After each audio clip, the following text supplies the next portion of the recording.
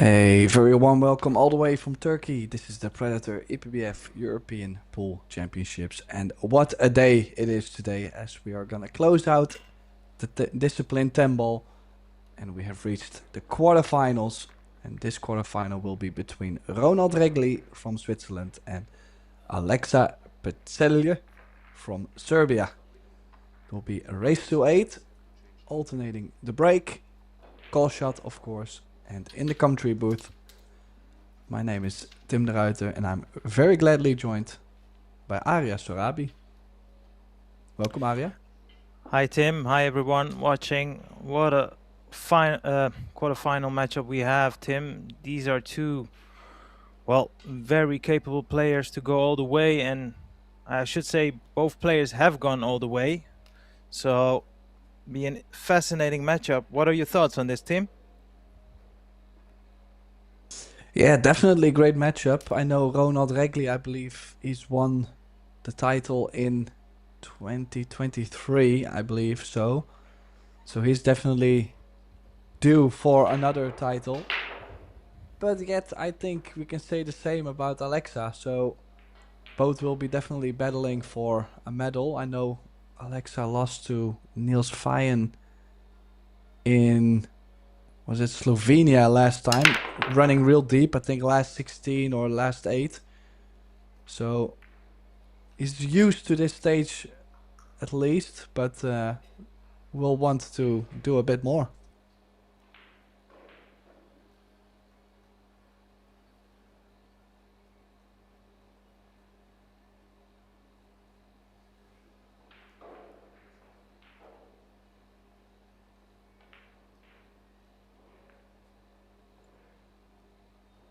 Would you say either of these two players are a specialist in 10 ball or just overall all-round good pool players?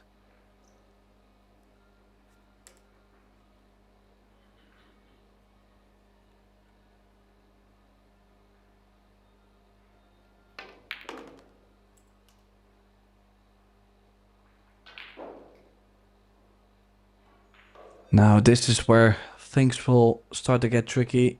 Needs an angle on the 3 ball, and as you can see, not a very huge positional area on the 4.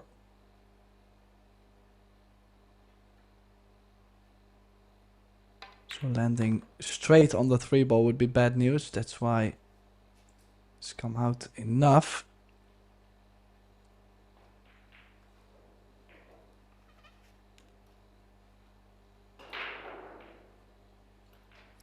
He's got a couple of testers in this rack, Tim. 3 to 4, 4 to 5. A lot of traveling to do with his cue ball.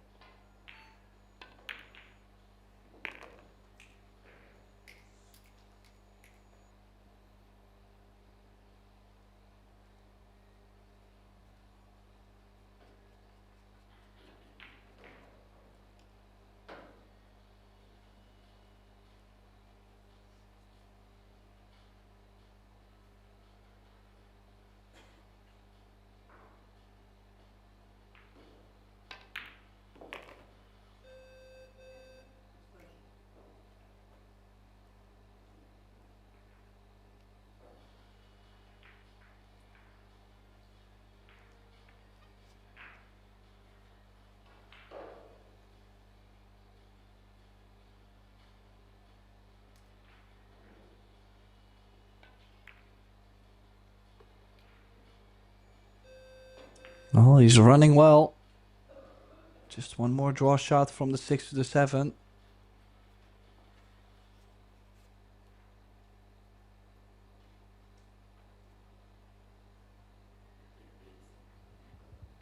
Might have to hit this a little bit harder. Just to hit the side rail first. Yeah, I felt like his angle was just a little bit awkward. Still very surprising to see the cue ball hit the 10 and eventually drop into the middle pocket. That's why I thought he had to hit it a bit harder for the backspin to be delayed. Still, well, very surprising, wouldn't you say?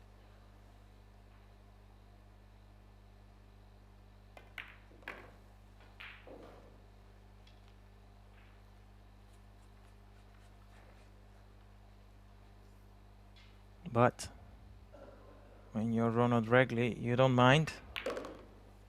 At the table with 3 straightforward pots to steal the first rack.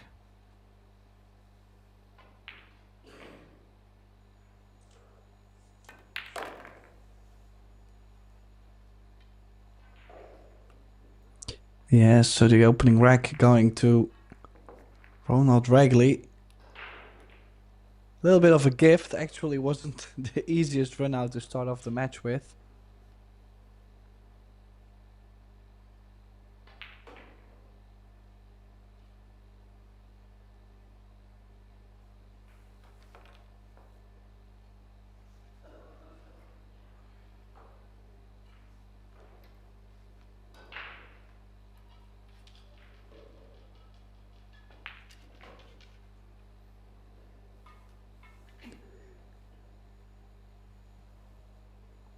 Yeah, all players played a round of 8-ball earlier today, so they definitely had a bit of play in them today already.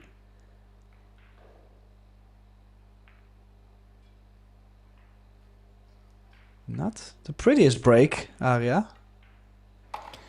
No, and well, I suppose when you fail to pot a ball on your break, you'd be actually, in a weird way, delighted to see the layout like this. It's not a straightforward run out. But I agree. This is one of the reasons why we always refer to it as the serve, right? If you execute it to perfection, it's a massive advantage. And this time, though, didn't work out. Well, it depends. On the other side, he could have left a lot more, so there's a bit of both. 3-ball not locked up with 5. I do think the 7 does go to the bottom right. So what do you think about this push out, Tim? Because I think the snooker behind the 8 is almost a guarantee now. This is a very good chance for Ronald to put his opponent in some trouble. well, we don't know the exact angle. He might not be able to hit it just full, maybe only the left side, which in that case it's a decent push. I like it. Because from this position you're always going to be able to jump if he gets the cover, and otherwise you have something to work with.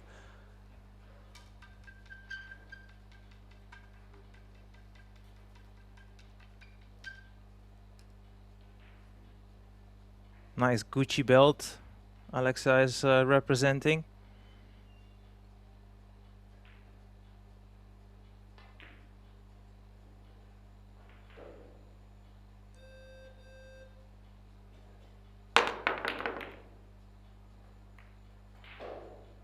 Never easy, but that 1 ball has replaced the 7, so still not a sellout. Well, he's made more of a mess. Just look at the 4-5 over the corner. I don't think you can actually get to the 4-ball now. But possible with a future 2-5-4 combination that would work. So now, what is the shot?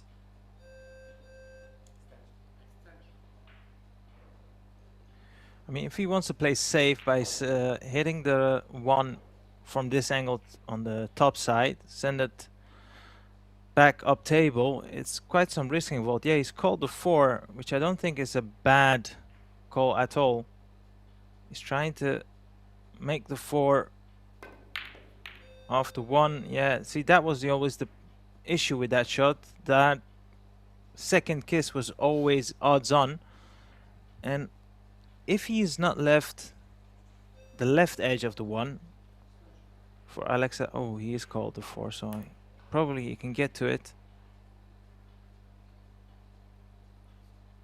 I was about to say, if he's not left the left edge on the 1, he's been a bit fortunate.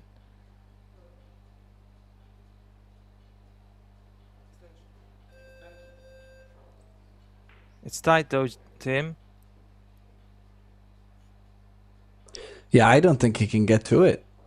I don't think he can cut the ball enough to get on the 5-4 combination.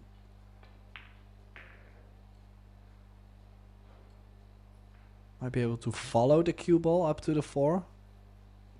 Behind the 5. Or is he going very thin? He did go very thin. Nice shot.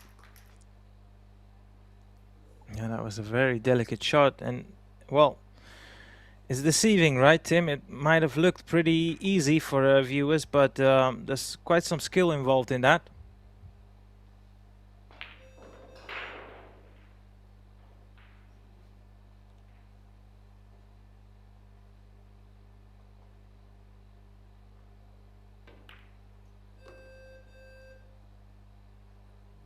Cue ball just ran a bit further.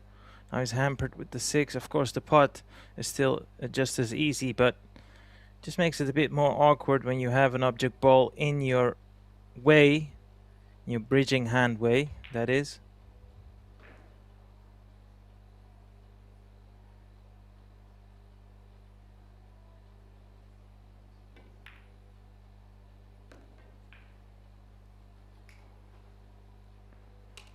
Well, luckily for him, the 5 is so close to the corner pocket, he doesn't have to punch this all the way back down. Just to be enough away from the side rail for him to incorporate some sort of side spin would be sufficient, you would think.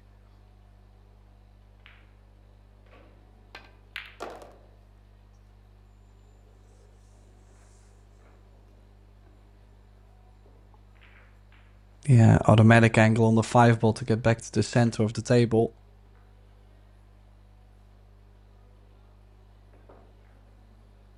Just a trace of left spin probably.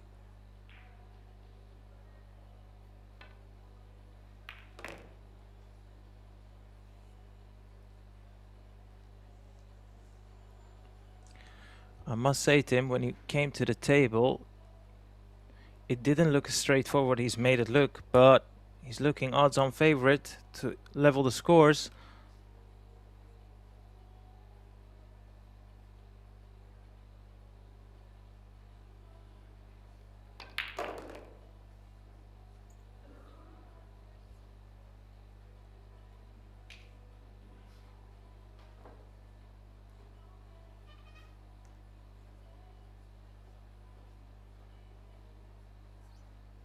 Trying to send his cue ball across the table towards the 3rd diamond or the 1st diamond above the left middle pocket.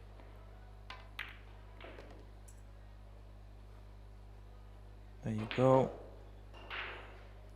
Well, not entirely happy with this angle on the 8. I think it's just off straight and the wrong way. Might have to follow through off 2-3 rails. Well, no, he's drawing back.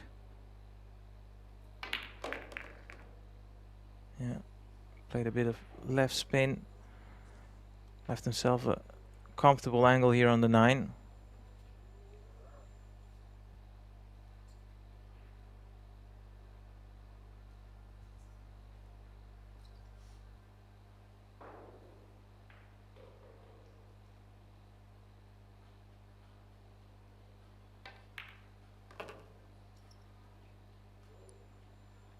Well, glad to see that he recovered from the scratch in the opening rack.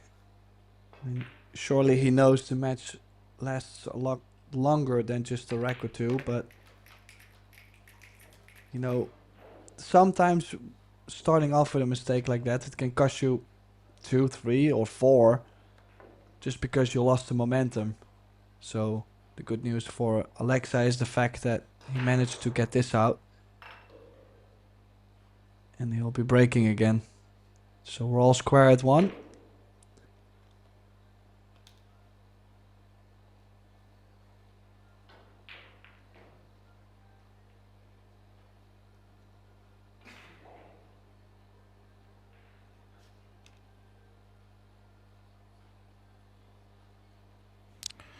The players have to use the breaking box, the 2 outside box.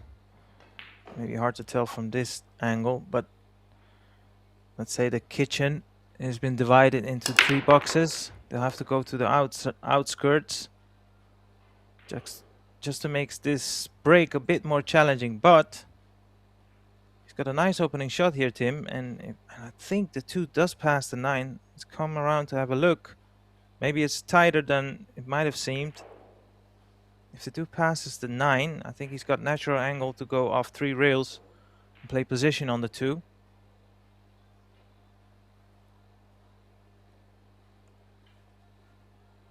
But what if he doesn't?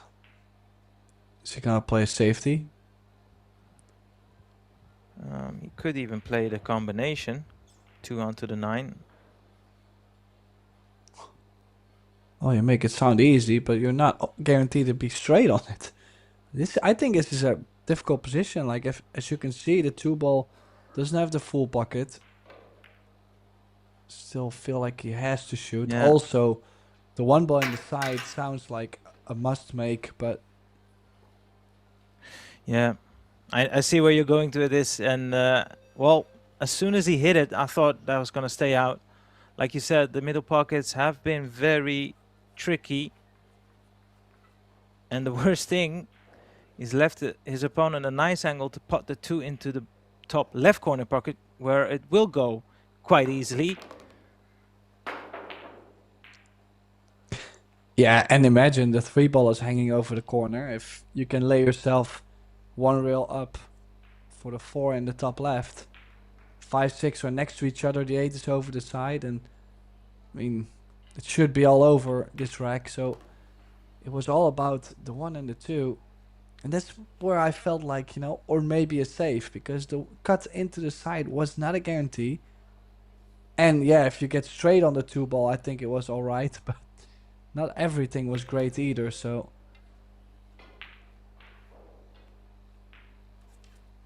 it is A lot of what it moving is. parts, a lot of moving parts, as we should say, in that shot.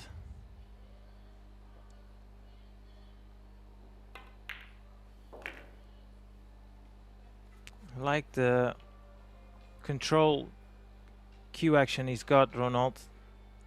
Hit that 4 very smooth indeed.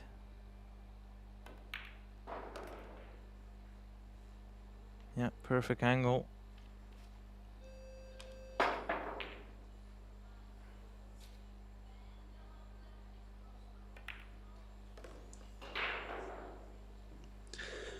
Yeah, as I mentioned, I was not too worried about the ending of the rack. And also with a pretty rhythmic player, Ronald Wegley, this is only more dangerous for Alexa, because it really will push him a little bit into that rhythm if they're laying so nicely open. So Yeah, I think 2-1 it is. one of the biggest weapons for any cueist is to be able to change the scores very quickly. That indeed is an intimidating factor, because in a blink of an eye you can see a lead evaporate, or you can see your deficit be doubled, and that's never a comfortable feeling sat in your chair.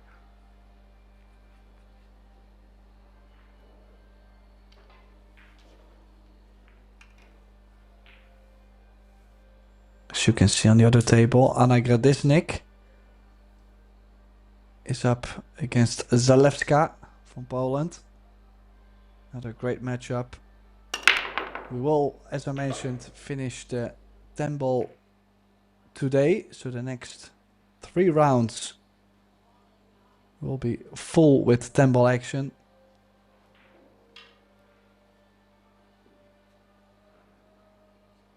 Now, they have been both a bit struggling on the break. Alexa also last break looked to be scratching, but it got saved. In the end, the cue ball stayed on the table, he had shape, but it wasn't the prettiest break. And now, regularly with another dry break, I should say. Does he have something on this 1 ball, do you think? It's very tough to tell from this camera angle. But yeah, on what you were saying previously, it's 2 for 2 for any Ronald. Dry breaks, and both of us know how exhausting it can be, Tim. You can, every visit he's been to the table, he's played perfect in terms of executing the shots in front of him. But when the break is not working, it's exhausting. 1 step forward, 2 steps back. That's how it feels. I don't know if you think about it in a different manner.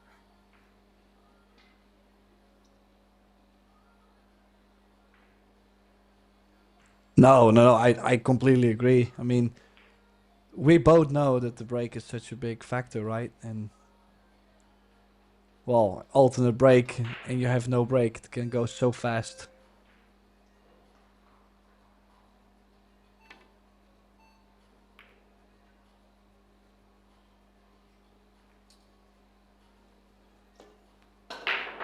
Yeah. He played Well, it in a way where he felt he could get it safe, and in theory he could have, but just hit it a bit too thick, the one, and he stuck it up.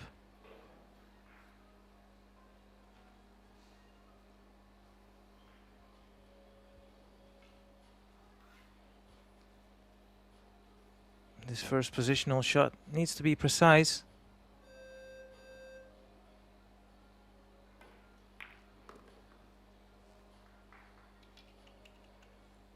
well, he took anything he could get on the 2 ball. So a bit more pressure on this. He's gonna play for the 3 ball in the top right. Taking no risks on the cue ball.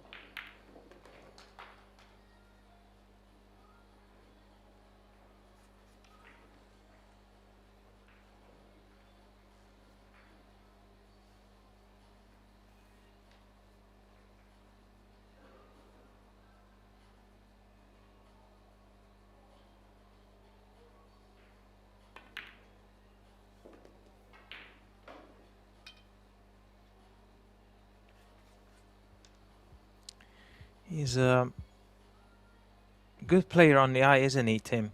Ronald. Very fluid. Fast thinker.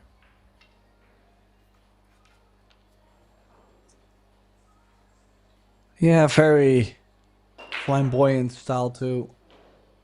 Problem is, he does get a bit mental at times. When he gets everything straightened up. Plays some great pool. I actually played one match against him. It was so brutal. I played him in the European Championships 8 ball. And I think on 7-6, till 7-6, race to 8, we both had only breakarounds. And I said, what do I need to do to beat this guy? Like it was crazy the things I've seen. So yeah, definitely has a high gear. Oh, lost his cue Oh. ball. You were saying, and I was fascinated because that looked like seemed like an amazing match. The moment he played position on the 7, obviously I pulled a face because I was thinking, oh, he's left himself awkward. And well, that's the result you saw. Yeah, and yet I'm surprised he tried to go 3 rails from the 7 to the 8 instead of just leaving himself a bit longer and just take the angle on the 8 to move up to the 9. Like I wasn't expecting him to travel again.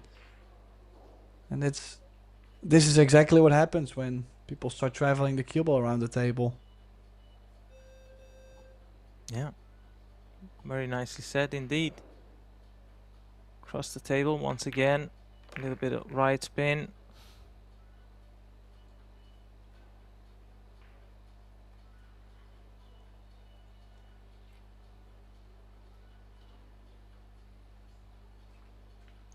You see different players these days. Some of them play with that mini extension screwed on permanently, some don't. What are your thoughts on that? Do you prefer to have it screwed on all the time, or you just take it when you need it? Well, I have a really small one on there, but I won't be able to reach everything. But I have it on there because I'm so short. I need to have more reach anyways. So, yeah, I mean, I always use it, but I would say if you are lengthy enough, then you should be able to not use it. Or if you're like way too tall, I can understand that you use one all the time because you don't have enough cue to hold. So kind of depends per scenario, I feel like. Yeah, exactly.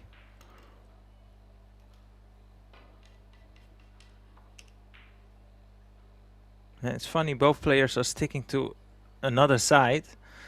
Alexa breaking from this side and Ronald from the other side. Well, just needs to hit it square. You see that cue ball is twice now it was tracking towards the same side, and you gotta make the adjustment. You cannot just rely on, well, I'm gonna do the same routine. If you see that first time curve, you would go, okay, listen, next time I just gotta hit it slightly over. You cannot just do the same.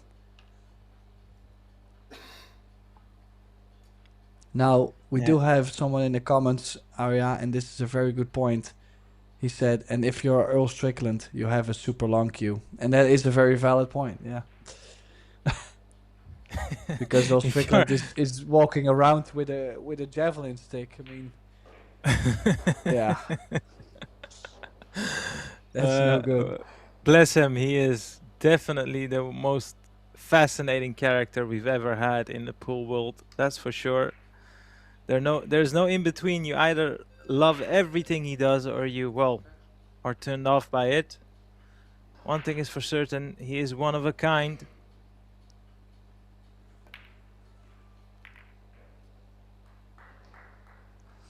Now, I like the fact that he didn't go for the run out because of how difficult it was to get on the 3-ball. But this, I mean, if Alexa at least touches the 1-ball, the 8 drops. And he's allowed to go over the right long rail. So, I mean, he should always get close to the side pocket, right? Yeah, and if you hit this, I would say medium pace, don't bash it. You have good odds to have some sort of a shot on the 1. Still a tricky one. These are hard to find the sweet spot on the side rail. But like you said, he should go close. Oh. Yeah, but then again, the next question is, if second foul. If you would try to guarantee yourself a hit, would you play it this speed or would you stun it more? Like, I'd rather make a hit and maybe not land on something, but be able to play a safety, or maybe I land on something and I can run out. Yeah. But at least I make sure I make a hit. And he played it that kind of a very deliberate pace. Well, have a look at this, Tim. He called a second foul, which it was. First from a break, then after the safety. This is well,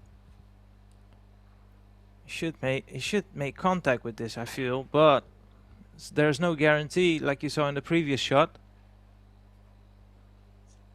Well, and this is a much smaller ball than he had the last time. This is a 1-ball that's off the rail by a diamond or a diamond and a half, so... Oh, maybe on the way back. Oh. Yeah, so that's the early 3-foul win. 3-2 regularly and regularly breaking. And most of this has been...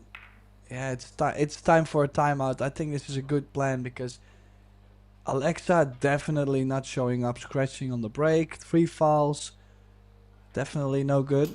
So it looks like Alexa's gonna take his timeout. I guess Arias, Arabi, and myself, Tim Ruiter, we're gonna take a short timeout too. In the meantime, let's see if we can give you a slight sneak peek on the side for table 2. That would be nice, of course. And we'll be right back.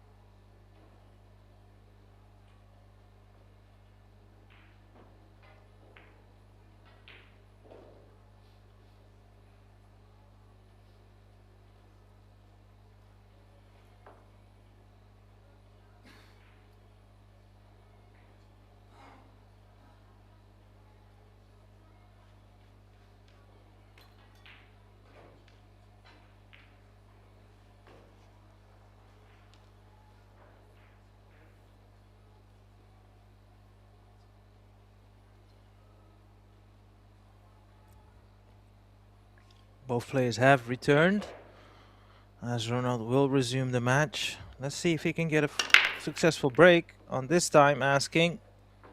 I mean, fair play to him. He's been close to the pockets multiple times, but still no potted ball of his break.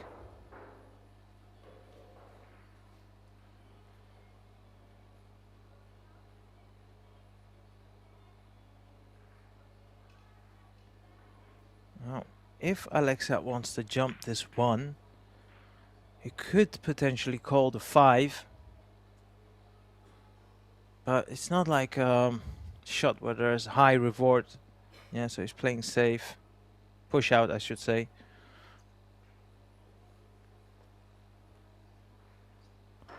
But that carom is definitely doable. It's not per se the shot with the highest reward.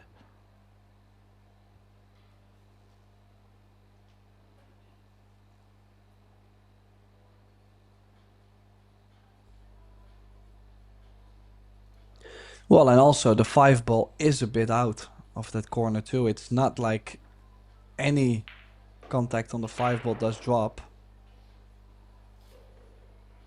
He must play for the one to the left side of the 2 ball, right?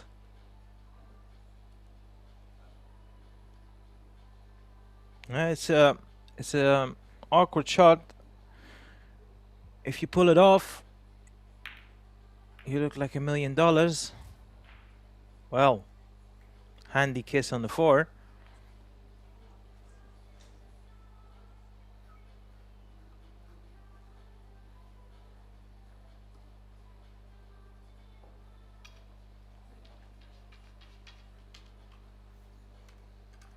Yeah, jump to the side pocket.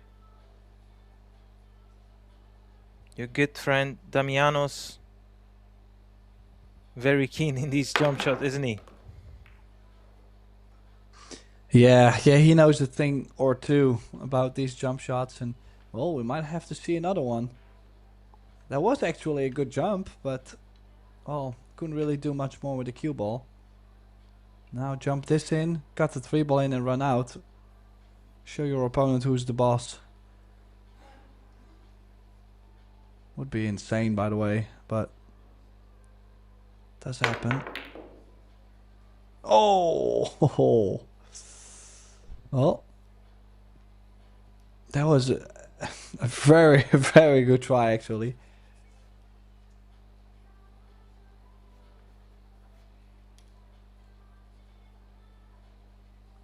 And just like that, we're kind of even again on this rack. Like, both in a very neutral position. They still have to win that first opportunity again from where the 2 ball is now. That 8 ball though is sitting in a nice spot to try and hide your cue ball behind. The line was there, but vastly under hit, of course.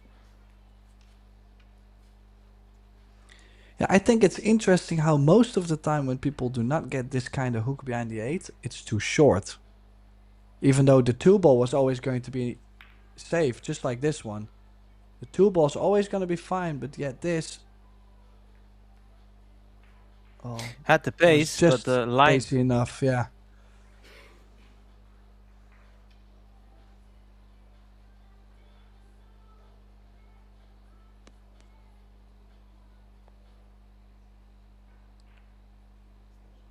Yeah, I feel like Alexa will have to play the same shot area. Just don't make the 5, which in this case, I mean, we both know that's the worst thing you can do. That's why he's taking time, because he knows he would love to play that shot, but he's almost like, oh my, are there better options? Maybe he can just with a bit some right spin hide his cue ball behind the 7. Is that even an option?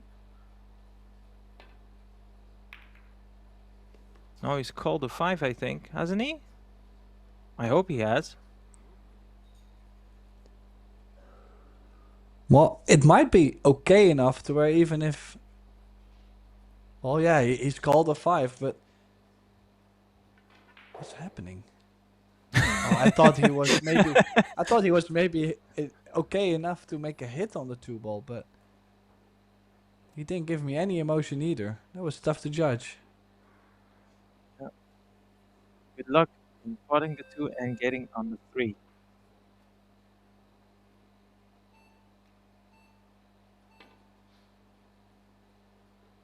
How's the line? Nope.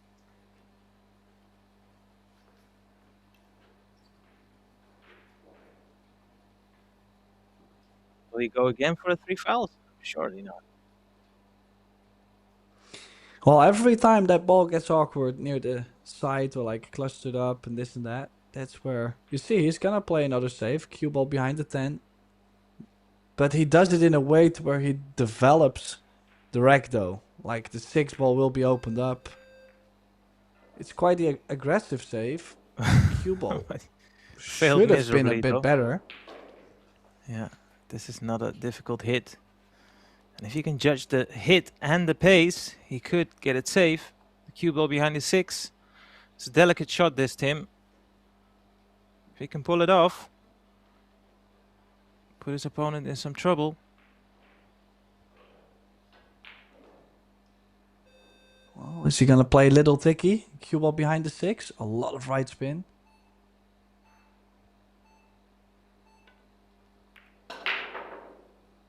Too hard. Just like that. But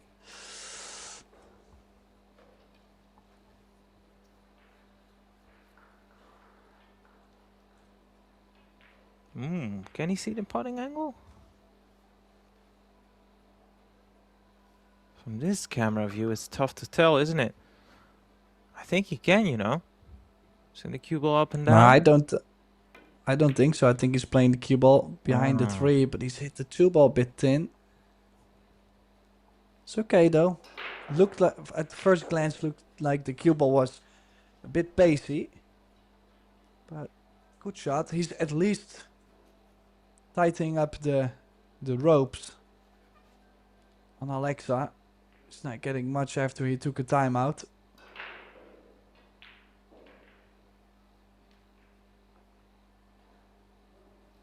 Yeah, in a quarterfinal of a European Championship, you can expect that your opponent will throw everything at you. Nope.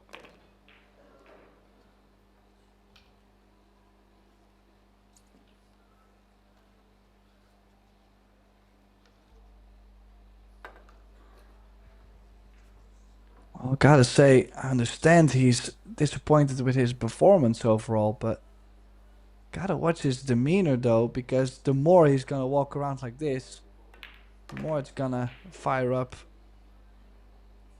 Ronald. And well, this is not the most sharpest shot he's played. He's quite straight on this 3 ball. Needs the low left spin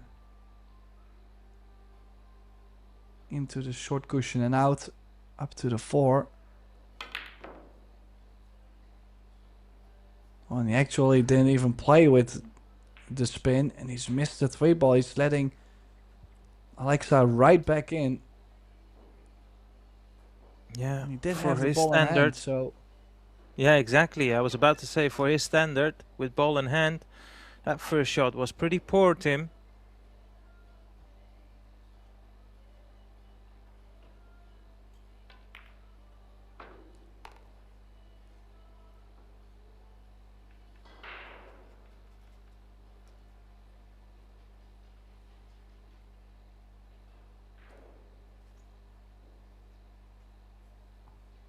I feel like this is a massive rack for Alexa.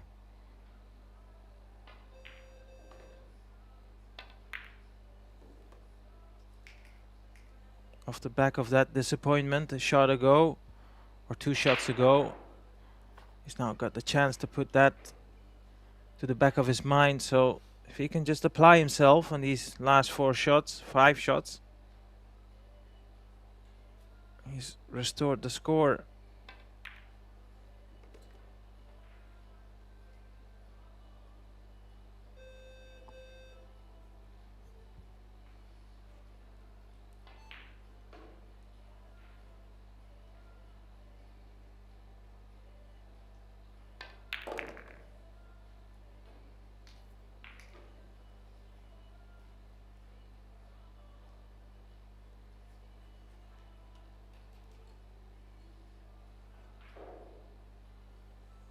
Yeah, both players definitely, if you would ask them, they would tell us that the start has been very scrappy from both.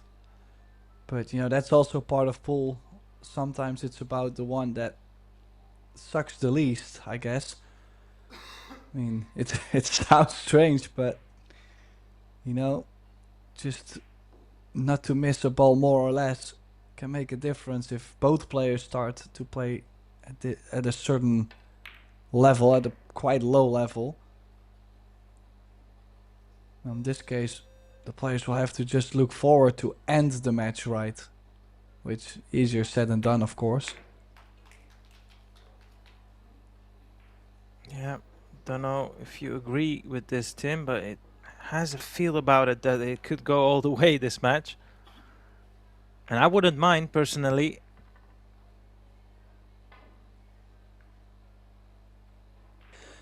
No, we only want the tight matches, so we don't care as much. But I'm very sure the players, they won't agree with us.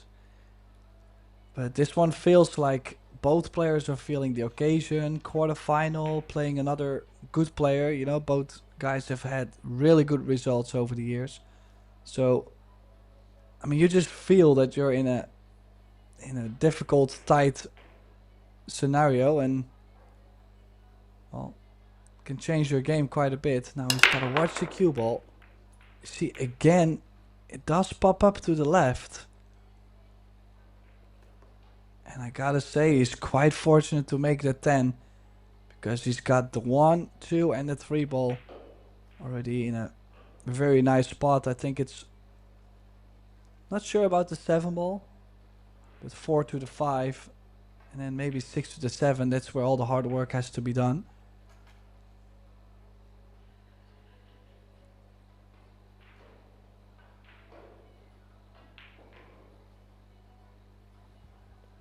Yeah, that 7 is the obvious toughest ball in this rack, you would feel. Still needs to pot a lot of few balls and good positional shots to get to that point.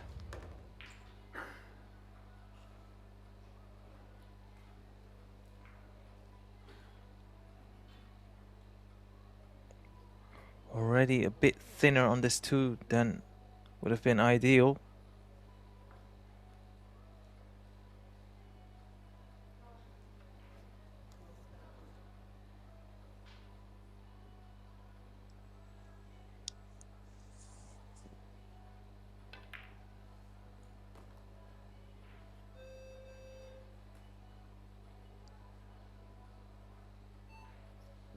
Is he playing this 3 ball off the 7, you think? I think... I mean, if he wants to nudge the 7, I would suggest pot the 3, skim it on the right side, play your cue ball with top and right spin to go around the table. But whenever you want to play position off another ball, there's a lot of risk involved. Yeah, I think running the cue ball around is quite tricky. It's just that playing it off the 7, if you catch it to full, you're gonna miss the 3 ball on the right side. And if you hit it too thin or if you do not hit it, the 7 doesn't move. And it's Oh, made he's it even made worse. things worse. Oh, no. Oh, well. I mean, this is so typical. We could have expected this. I don't think right now the 7 pots anywhere, to be honest with you.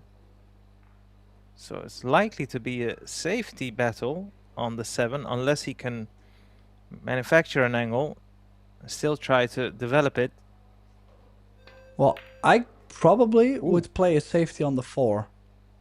Well, he's got it thick, but I was thinking maybe an overcut on the 4 ball and the cue ball up table and say, well, let's hope while playing safeties on the 4, a better opportunity arises, or my opponent might bump it while playing safe, and then at least you have a chance, because I didn't... Yeah. You can still run 4, 5, 6, not get on the 7.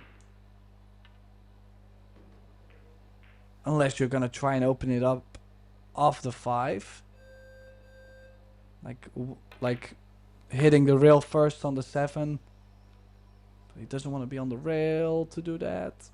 Yeah, never mind.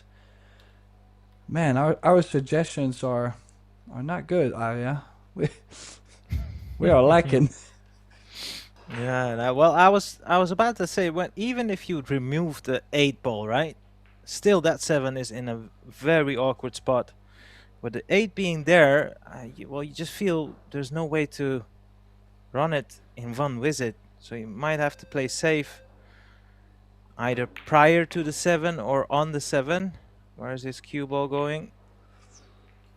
If he can pot the 6 off the 7, however, there is a chance that he can run this out. Tricky shot, particularly with this angle, Tim. Yeah, but it's one you gotta take. Yeah, He's absolutely. going forward. Is he playing safe? He is playing safe on the 10. What do you Wow. mean you gotta take it on? He was saying. Yeah, well, I guess so. But I feel like now if Alexa makes anything but a hit on the 6 and moves it away from the 7 or the 8, I feel like we're starting all the way back over. He did have a position where he could have taken the opportunity to run out from that point. And I don't think it's. I mean, I miss those balls all the way. Like all the time, I overcut those. So to hit the 7 should be all right. You see, now Regli didn't really win anything playing that safe. Yeah. Have to come up with a nice safety reply. And I have to say that hit by Alexa was very well executed.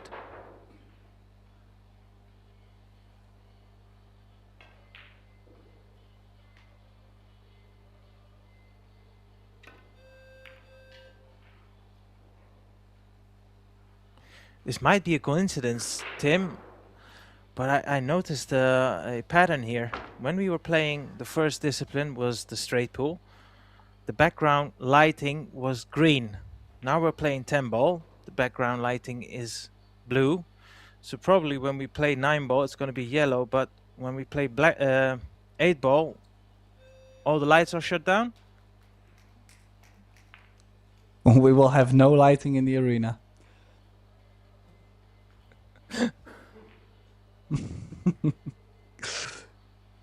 Well, I'm glad you figured that one out because I'm just here to watch pool.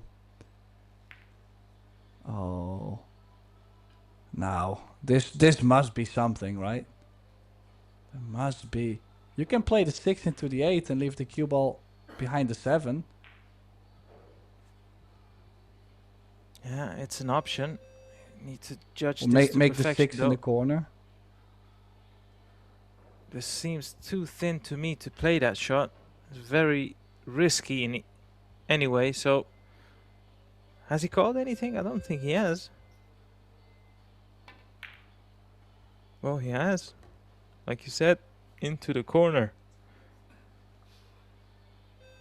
And now he is playing a safe, but I have a feeling I would probably focus on bringing the 7 to the 10, like near the 10, and the cue ball just... As long as you freeze it on the top short rail and you leave a big cut, how is the other guy gonna cut that in and get shape on the 8? Like, I would say you would get another chance at least.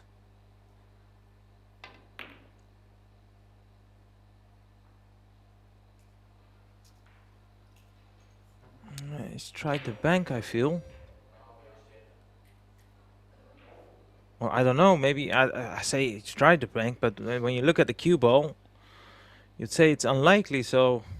Not so sure what he was trying to play there.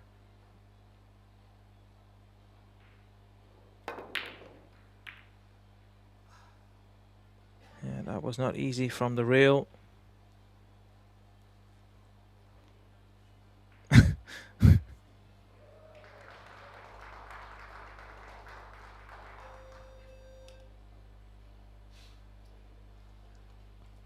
Probably Ronald is trying to shake off the cobwebs. Big shot this.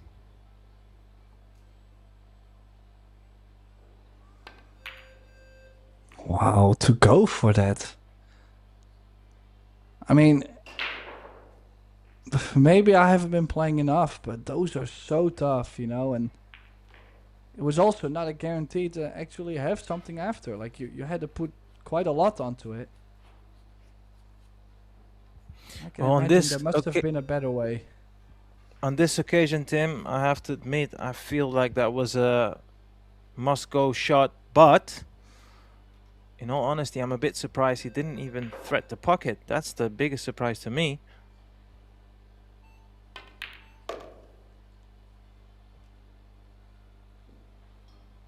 Hmm. Oh, he's looking top corner. These are tricky shots.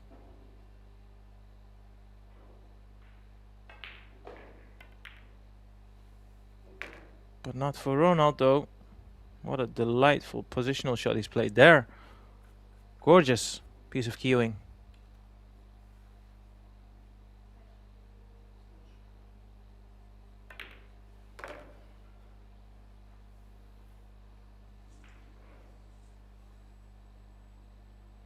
Yeah, so far the trend is still going strong. One rack apiece all the way till the end. Oh no, it's not. Oh, what did he do That there? will hurt. That will scar. He pointed at his brain. Something happened there, Aya. He was pointing at his head like think about it more, or like why did I do that, or I don't know. There was something. Highly likely when he pulled the trigger, his mind wasn't clear. This is not an easy shot either, Tim. Oh no, it was not an easy shot. It's an odd one because Ronald has missed a straightforward 10 ball for his standard, but then he leaves his opponent with a shot, but it was a very tricky shot. And now you wonder who's feeling the worst. You would say, based on the recency bias theory, Alexa is now feeling worse than he is because he's got away with it.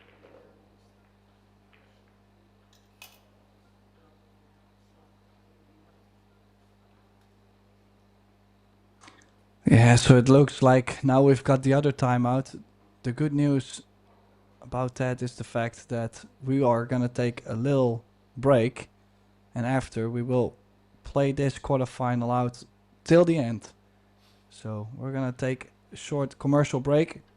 We'll be right back.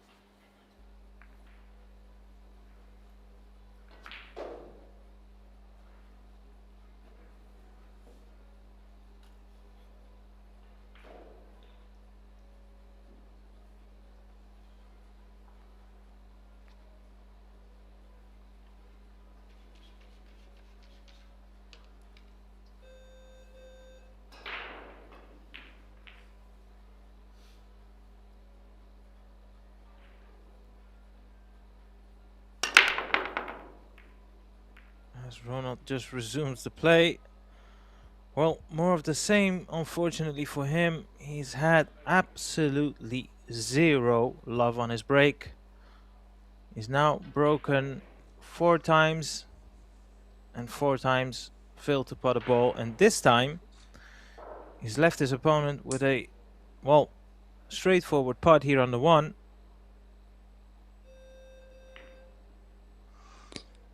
Yeah, this time I gotta say the other breaks, the cue ball wasn't as strong as he had this time. This time was nicely controlled, and yet still no luck. Now, what do we see on this run out? Does the 3 ball go by the 4?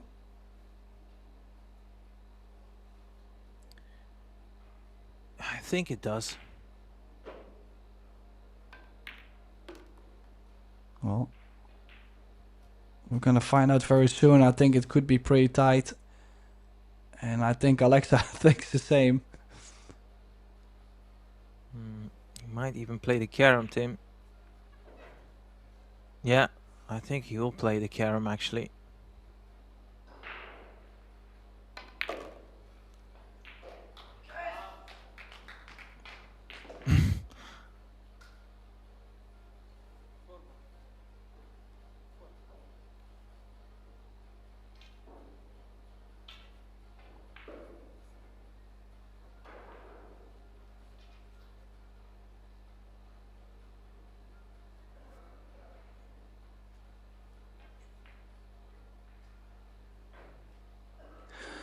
Well, the problem with the carom is the fact that what are you gonna have for shape on the 3 ball?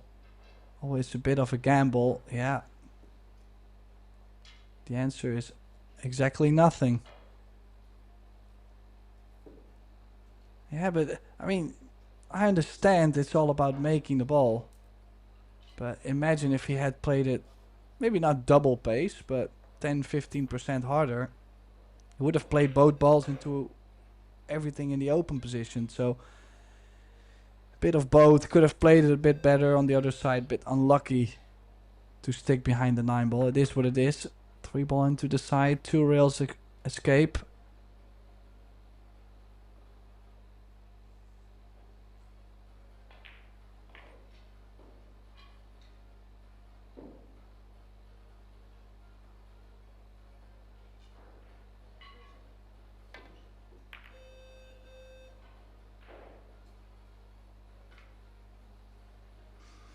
Yeah, and catching the ball on the wrong side. Now leaving the 3 ball over the side pocket. We've got a tricky position on the 3 ball to play. I don't think the 5 does go by the 6. But the 5 does go in the left center. Can he play himself onto that 5 ball? 3 rails. Yeah, he had enough angle. 5 to the side is going to be. Just a couple of revolutions more would have been perfect.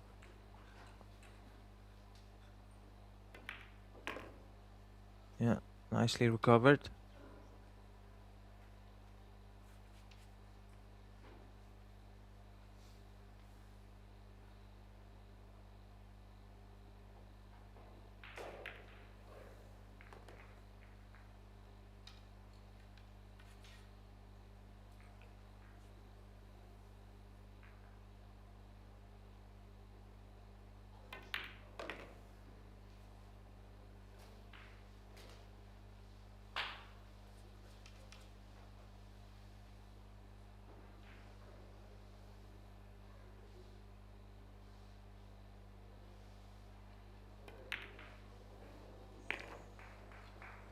Yeah, then yet the 10 ball is in that weird position. We've seen that happen a couple times now. It seems like for this match they've put magnets near the side pocket points, because I think in these 8 racks we've had maybe 4 or 5 balls in there. Gotta put himself straight. Oh, he did even play to the other side of the 10. Wasn't gonna deal with the funny aiming near the side pocket point. Now It's landed nicely. This to take a bit more advantage. 5-3. Yeah. If only his break was working, you would have really felt like he's not put himself in a dominant position. But because his break has deserted him ever since the beginning, it's still a lot to play for, you would feel, as long as Alexa can, you know, stay close to him.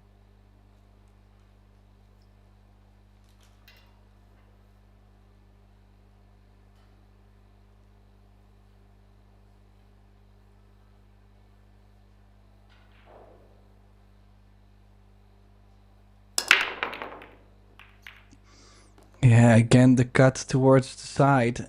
And I mean, that's also one of the reasons why he's not going to get much shape either. Sending the one ball towards the short rail. He might go aggressive and take the jump cue out.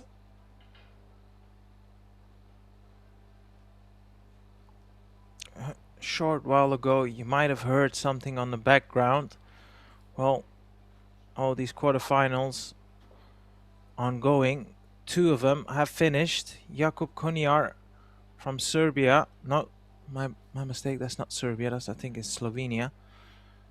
He's won his match 8-2, so he's in a semi-final, awaiting the winner of this quarterfinal. And Daniel Maciol from Poland, he's booked his place by the same scoreline, 8-2 in the semi-finals. And he's waiting the winner of Jaroslav Polash versus Michael Schneider, currently tied at 5-3, just like this quarterfinal.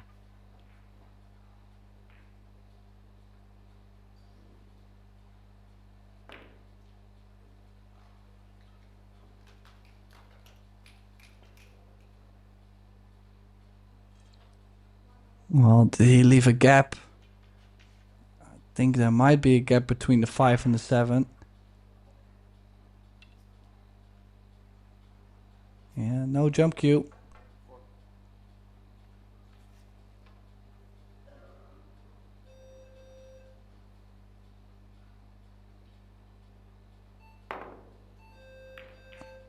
Oh, by the way, I have to say this because we could get in trouble with this area. Jaroslav Polak is from Slovakia. Thank you for correcting me. I wasn't sure. I thought to myself, is it Slovakia? Is it Slovenia? So thank you for correcting me. That is very important indeed.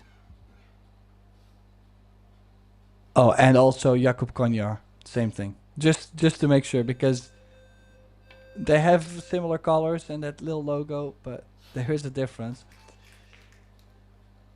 This is a good shot, by the way, from Alexa. Alexa is digging deep in this rack.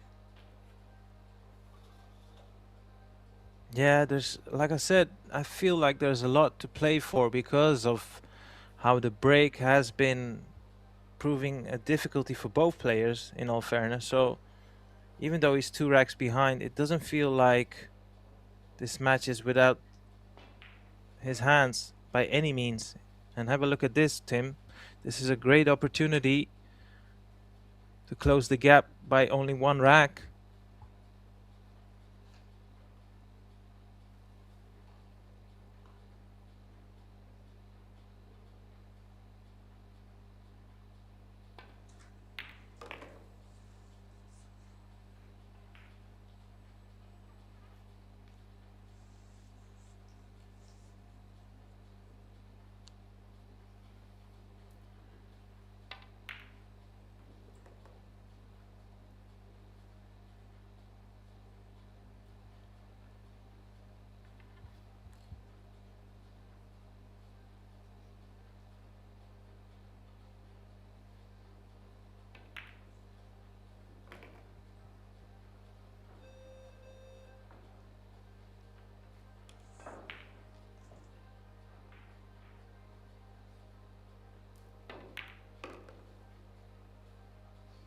Yeah, not much more to do. A little bit of draw on the 7 to the 8. 9 ball in the same corner.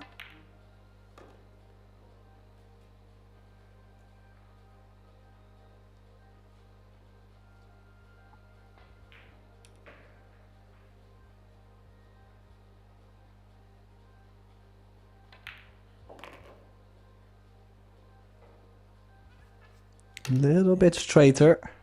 Yeah, again, he needs to hit this a bit harder just to delay the backspin, just like that.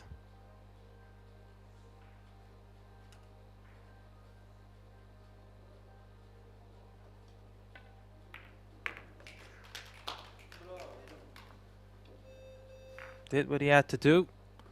Trailing 4-5. I don't know, Tim, but I feel like there's a lot more left in this match.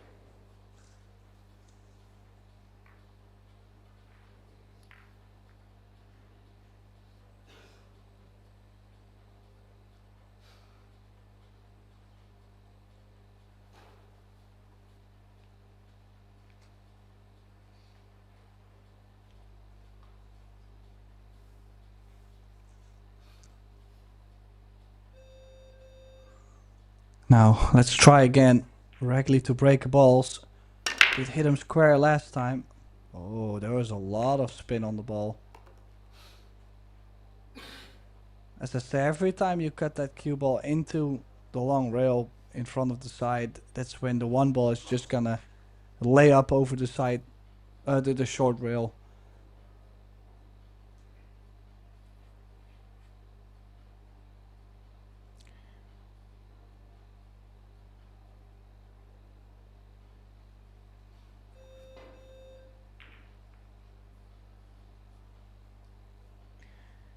And it's, well, the stat doesn't really mean a lot, but it's actually the first time he's spotted the ball off his break.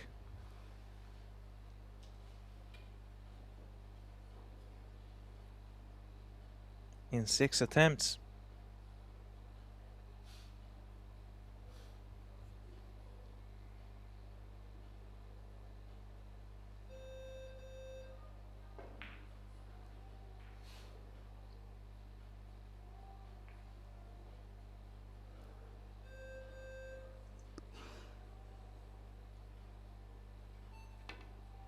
Cue ball behind the 7. Yeah. Just the one ball a bit pacey. Doesn't want it to leak. Was stopped by the 2 ball just in time. So I think this is pretty much a trap for Regli. Or can he at least hit? No. He'll have to kick over the top short rail. This is a difficult one. Would almost feel like you have to kick deeper into the short rail. And then with left spin to increase the chances of making the ball. That's what he's doing. Wow. Oh, what a shot. What a shot he's pulled off there.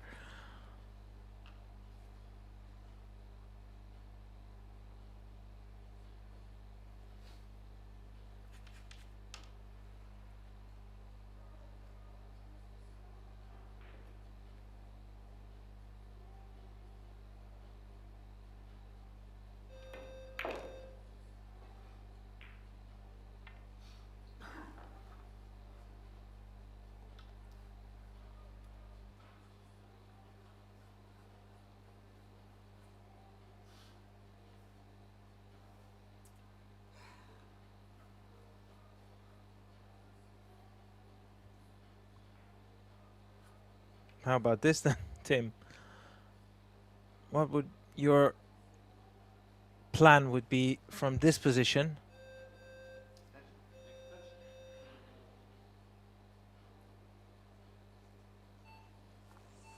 Well, I would probably just unscrew my cue and leave, but if I were capable just like them, probably cue ball with the 7.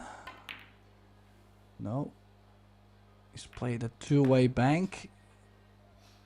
Well, if he's went for that bank, no, he didn't. He's trying to leave it at the top short rail. I mean, Yeah, he tried a lot though. he could find himself in some trouble here. 8 and the 5, as well as the 10 ball, seem like a nice target for the cue ball to hide behind. Having a chat to himself, Ronald. It's been a struggle. If you've just joined us, welcome. The complexion of this match has been both players struggling with the break, so therefore there's been a lot of overturns, a lot of good positional shots, a couple of misses as well. This is why we have the scoreline as it is. Never been more than 2 racks between them.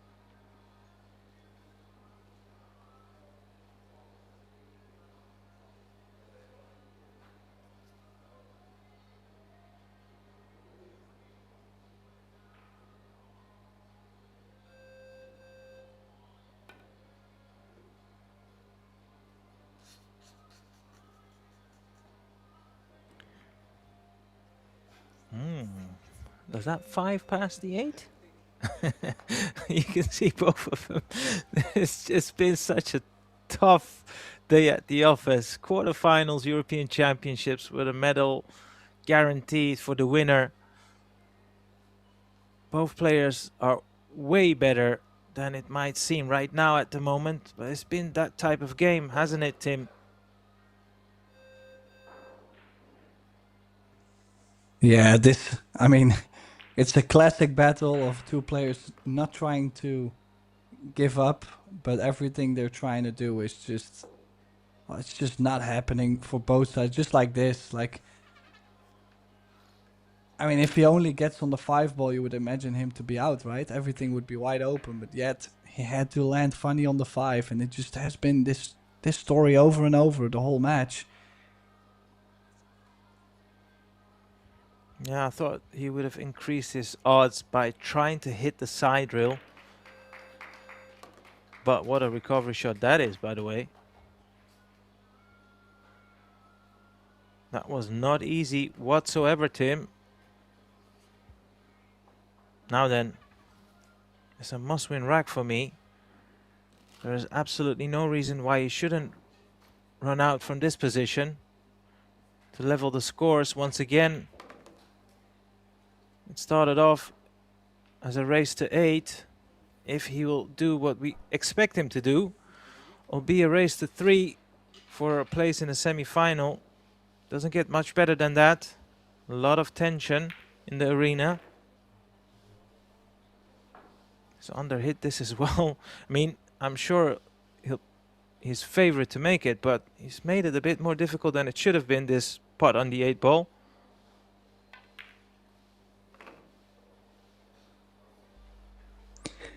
Well, as I said, I mean, Alexa, former semi-finalist in the US Open, I believe. I believe it was semi-final, could be quarter-final, either way. US Open, quarter-final, semi-finalist. Ronald Regley won the European Championship. We should say both players are really good players. But this match, I mean, we've seen everything from the beginning. I mean, crazy breaks, scratch on the break, try break, 3 fouls. Now, a lot of balls near the side pocket points. Yeah, just I would say we've almost seen it all. We only need this match to go hill.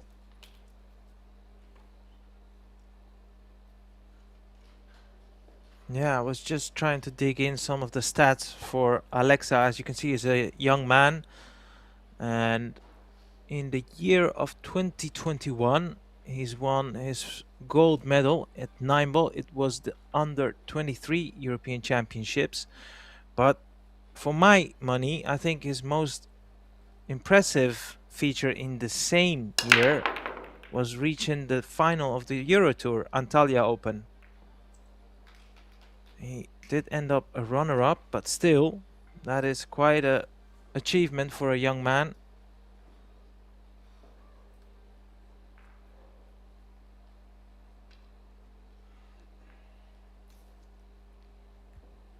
So it's fair to say he has been knocking on the door for quite some years now. So on the verge to secure a medal at the men's. Well, I mean, imagine 2 years after that, he indeed got to the semifinals. He beat Ralph Souquet 10-1. He beat Jason Shaw 10-7. Lost eventually to Fedor Gorst, who eventually lost the final to Aloysius Yap. I mean, you're talking the world's best. And he was among them, so that's why I'm saying I don't want people to watch this match and go, man, these two guys, do they even know how to play? Like, that would be brutal because they're really good players.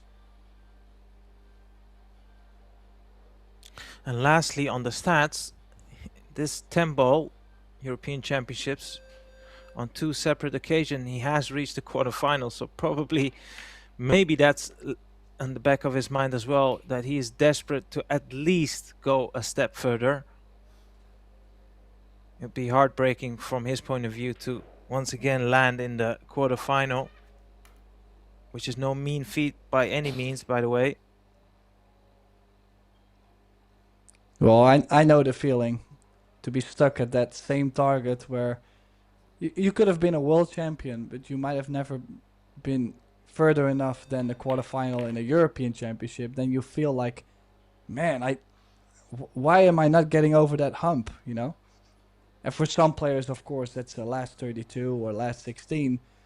But for most of the players, that's actually the quarterfinal, and we've had that in the Netherlands as well. I personally also managed to lose 2 quarterfinals, so I know everything about it.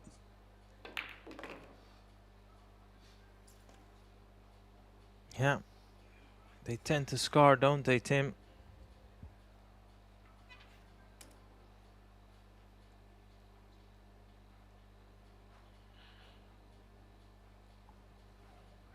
Meanwhile, as we look at this scoring visit, in the most important juncture of the match, he could be taking the lead. Having trailed 5-3, that would be 3 racks on the board, on the spin. And has to be said, neither of the two players have been breaking like a Shane Van Boning, so he has definitely upped his level, you could say.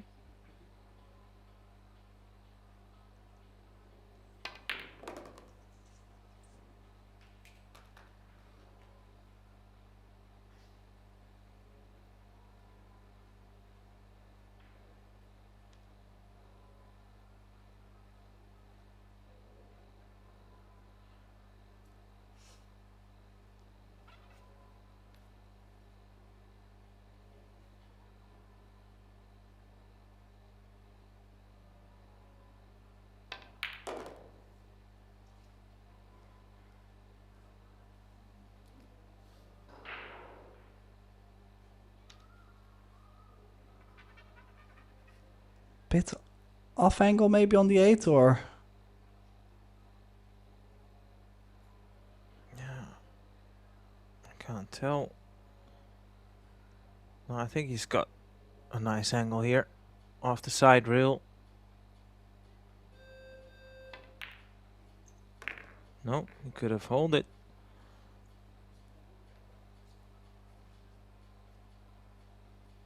And this is a little bit, as I mentioned in the beginning of the match. I know the beginning has been quite a struggle, but the good news can be,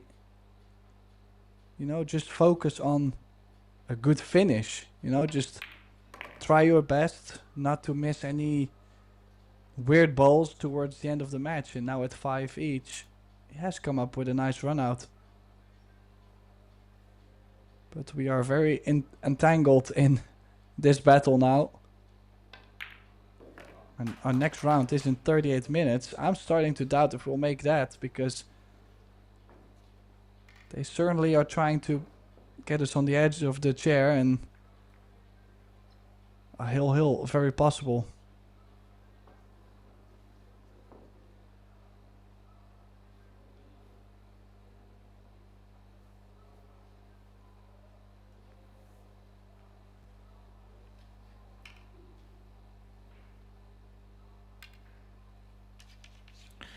Well, Tim, we'll just have to wait and see. And well, this is interesting. The first time in the match, Ronald has now moved towards the other side of the table. I like that. His break has not been working out, so he has to try something new. Well, unfortunately, again, the same pattern continues. Yeah, we said it at the beginning, didn't we, Tim? It is exhausting, absolutely exhausting. You could be playing lights out, but if your break is not working, it just feels like a pint of blood per rack.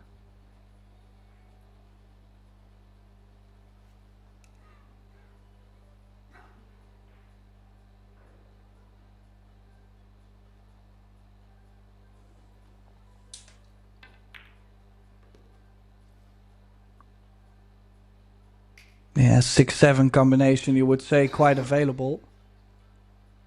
4-ball connects nicely on the 5 to drop in between the 6 and the 9 for it. So,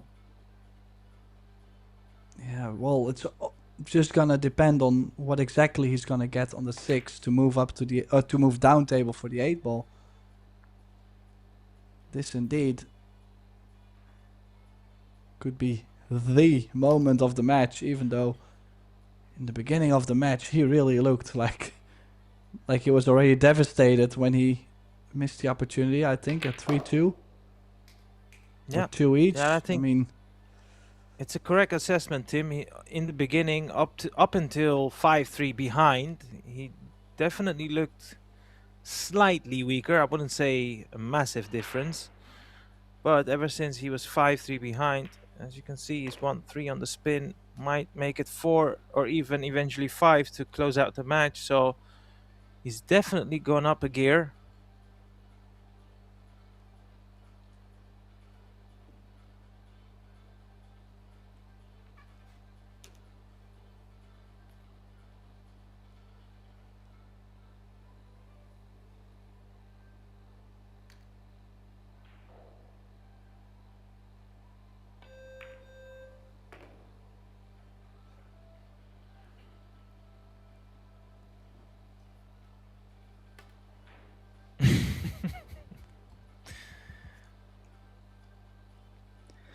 I mean, it's awkward.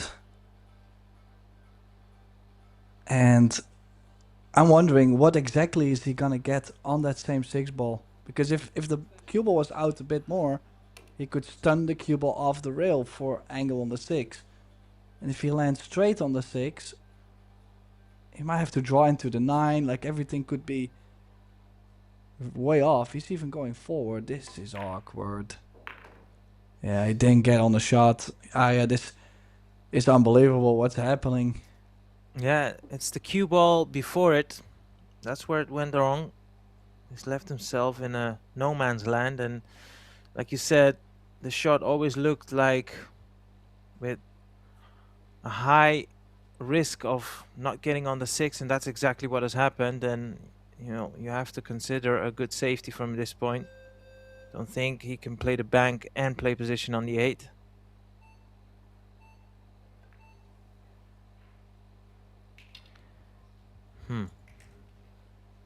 He's not left his opponent anything easy, but by leaving the cue ball and the object ball pretty close to one another, you would feel, in theory, his opponent would have a better chance to put his opponent in some trouble. Don't know whether he's considering to send the 6 ball twice across the table and use the 9 as a blocker.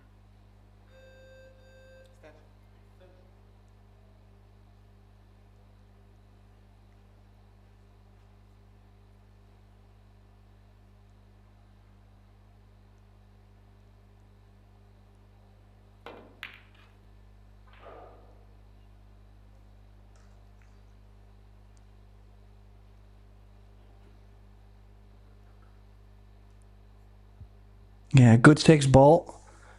Doesn't get the full hook though. Ronald Regli. And I have to say, this safety battle, this is actually a really tense one. You can feel for both players, they feel like any mistake can be so costly. I cannot imagine he's playing the straight back, but no. Oh, I think he's called the this 8. is- Yeah, he's called the 8. You could see by his body language. Well, I don't understand Serbian, but I'll tell you, he was not praising anyone. Is he straight on this 6, or has he any sort of angle to work with? No, he's dead straight, and this is where you would like to just tap it in, because anytime you play more pace into just a bit of the sides of the side, they can rattle out still. Yeah, nicely He's done. played it well, but oof. I mean, we made the arrangement that they were gonna go 1 each all the way till the end, so they got me a bit nervous there.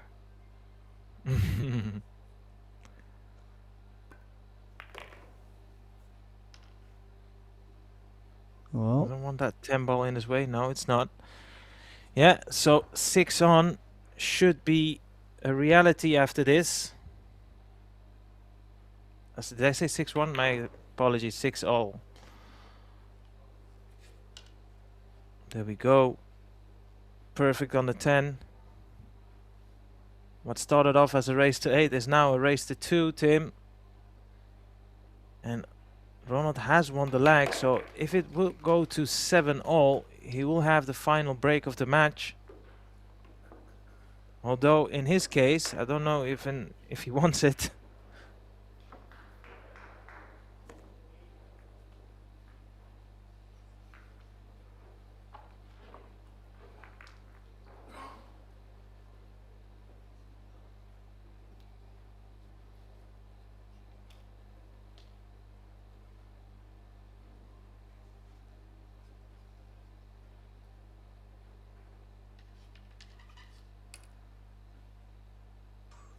Now 6 each.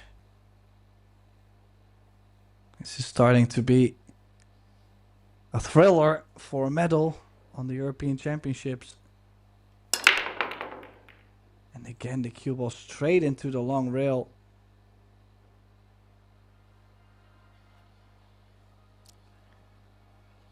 Yeah, a little selfishly, Tim, but because of the break has been a headache for both players, it's actually made this match very exciting to watch. This is an ongoing debate that probably will never finish, but if you only have break and runs, yes, that is a display of magnificent skill, but you miss that drama element when you have two players that are very capable of winning this European Championships, but the break is not working. Then you get a scenario like this. A lot of tension. That cue ball, oh, he's landed on the 2 ball. Very exciting match to watch right from the get-go.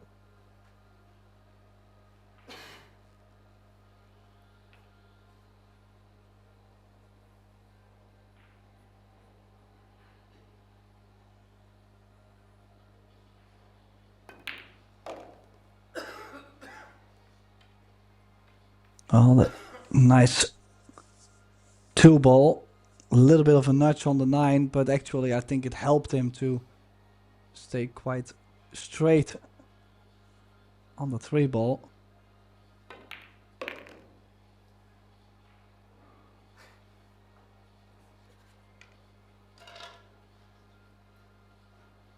It's getting edgy, Tim. You can see by his body language. That cue ball surprised him. It's got way closer to the 6 than he would have liked. And he's still on the 4, but it's just getting very edgy.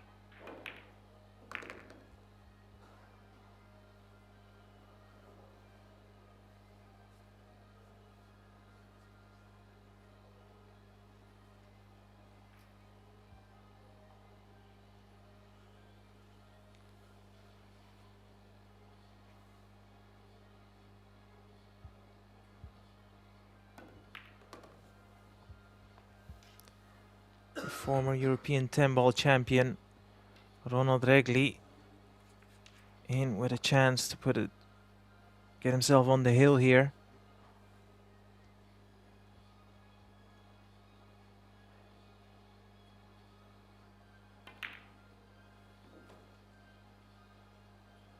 Well, he's holding himself well.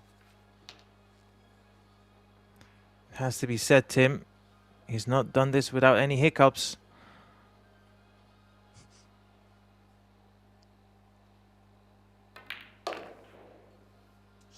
Yeah, but imagine, it's a very pressuring situation to be in, and to handle yourself under this kind of pressure is not made for everyone.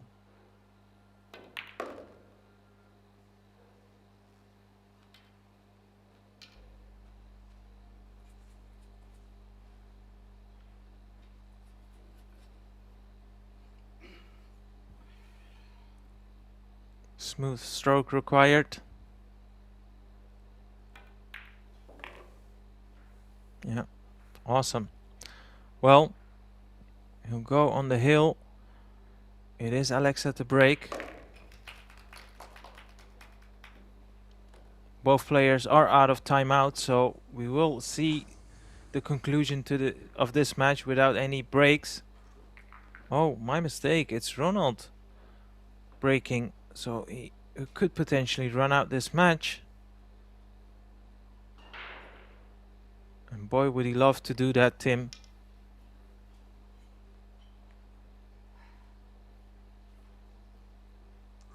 Yes, but come on, that would be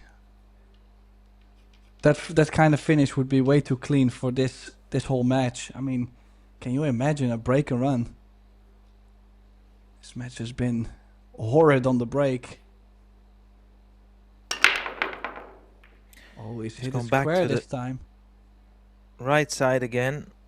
Well, the pattern continues, like you alluded to. You see him smiling because he knew he's not had any sort of love from the break.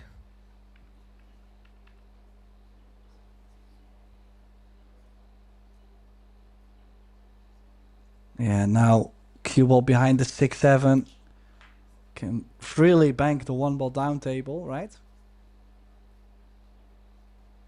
Bit of in between, maybe bit of spin. All about the pace in the shot.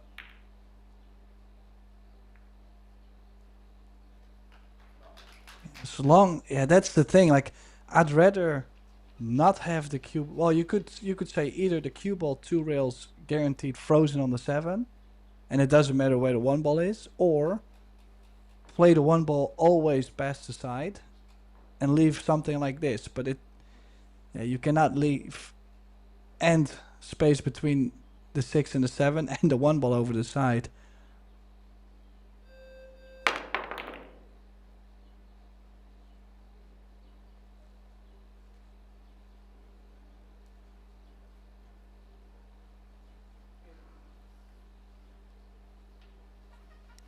This is the type of angle on the potential combination where he could leave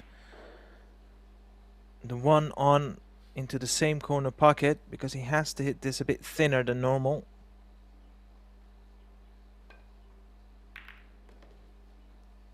Yeah, nicely done. For the neutral spectator, Tim, the right player is at the table. Yeah, I mean, I would say we are quite neutral in this match. I'd rather see this go hill, but I mean, I'm quite sure we have quite a lot of people watching. Probably a lot of Serbians or a lot of Switzerland fans, so they probably don't like our neutral view on that perspective. Well, he's landed a bit straight on the 2, so this 3-6 combination can be quite long though. But on that note, Tim, the Serbians, they have the greatest sportsman of all time, so look, Novak Djokovic is in your corner. Let's see if Alexa can also secure a medal. He'll need to do it the hard way.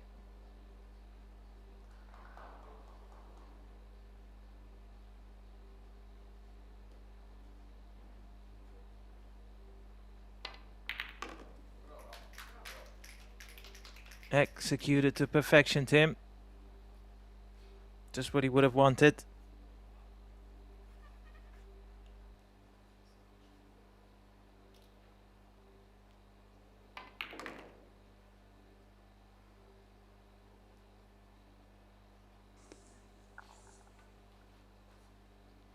Yeah, you can see sweaty hands are coming.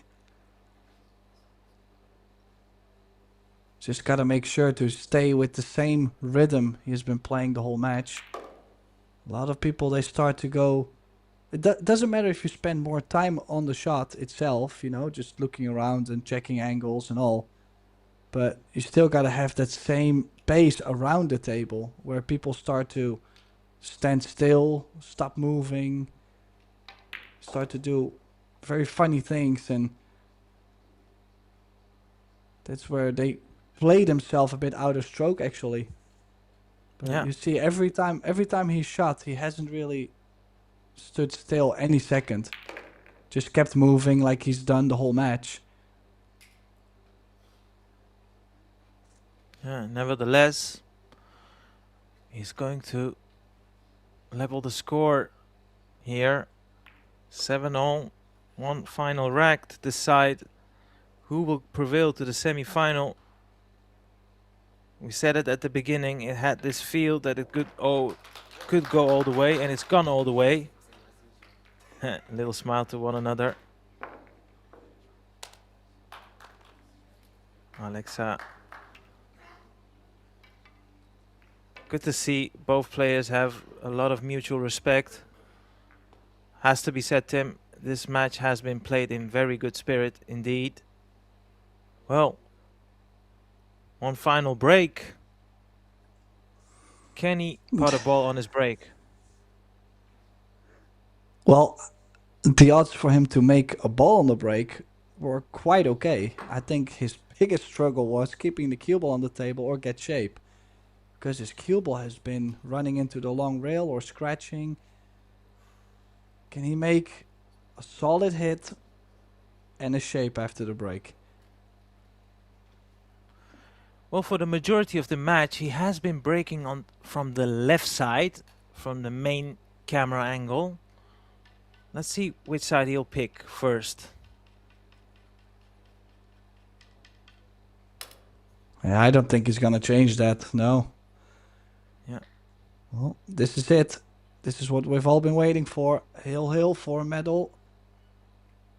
And still on the way to go to the title. One break for Alexa Petzl.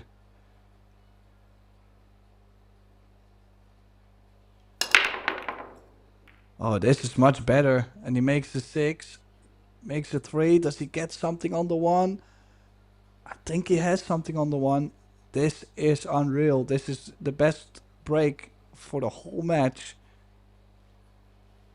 You could see on his face he was at the point of starting to laugh out loud just because he couldn't believe finally the break has happened for him.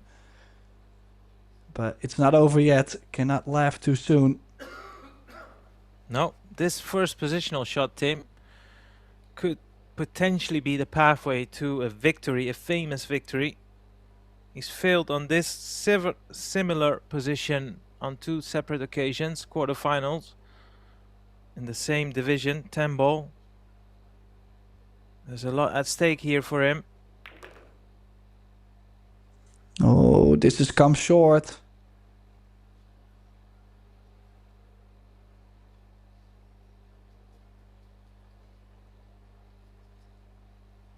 Yeah, that's always the problem when an object ball is very close to the corner, a pocket, and when you hit it a bit fuller with normal no spin, that cue ball tends to break. So you really need to put it as thin as possible to keep the energy in the cue ball. Oh, this is landed very awkward. Is he trying to pot this 8 ball? I haven't yet seen him appoint anything. Oh, you would have to say, yeah, he had to play this safety. And now I think, yeah, there is a window too. This was the right shot, though. I feel like if you get the hook behind the 4 or the 10, you kind of push your opponent into jumping this.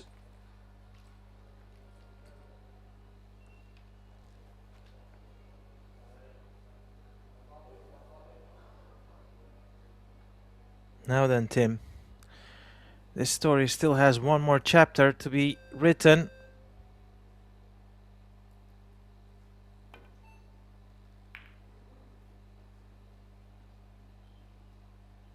Have a look at this. Have a look at this.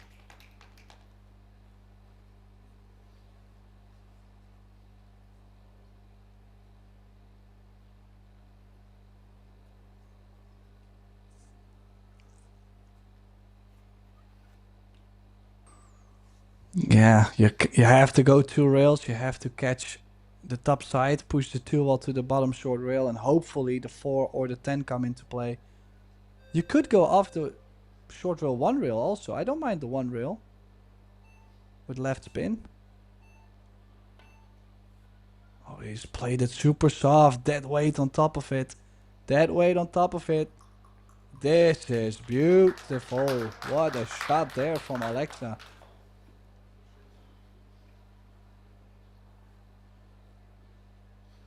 I mean, You gotta say, like they say in Spanish, grande cojones. Well, he played it with a lot of that. I mean, that was a very, very scary shot to play from Alexa. Care to elaborate on that, Tim? No, I'm saying to play a super soft two rails kick and knowing that if you hit it too hard, you're gonna sell out, or you might give ball and hand away and instantly lose the match. I think that was a very, well, brave shot to play. Clutch, absolutely.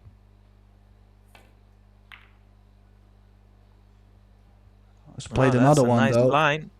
That's a nice line. Yeah. Well, every credit to him. In this last juncture of this match, he's really turned the screws on.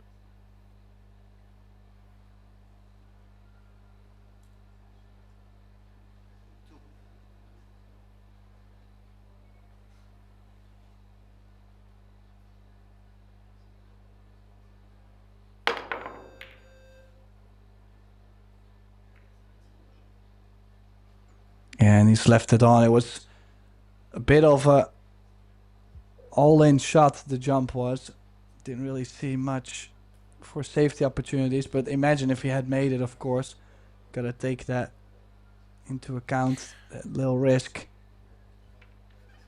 Well, Tim, this is the moment he's been waiting for. These last remaining balls for him to put his place in the semi-final and subsequently win his first medal at the men's age group, the European Championships. Don't take this lightly. This will mean the world to him. Even though, like you said, he's been a former semi-finalist in a US Open. That's in the past now. All that matters right now is these last remaining balls for him to get over that, get that monkey off his back, go a step further than the quarterfinals, and he's got a great chance.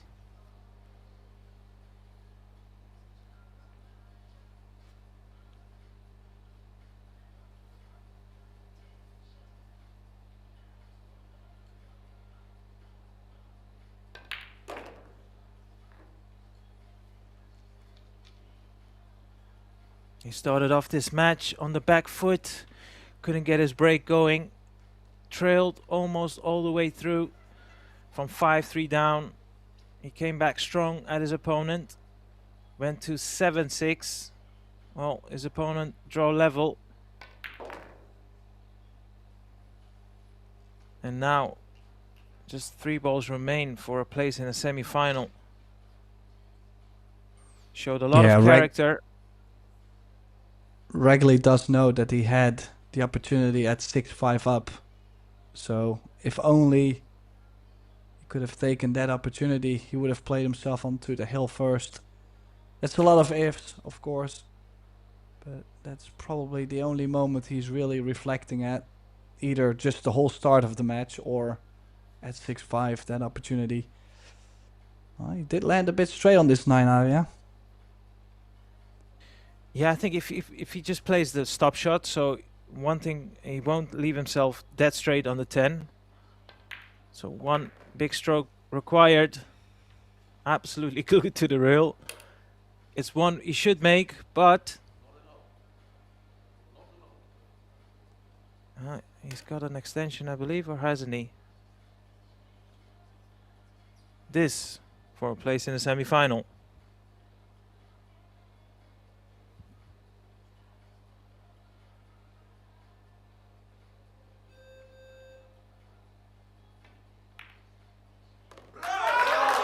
Wow, what a finish. What a match.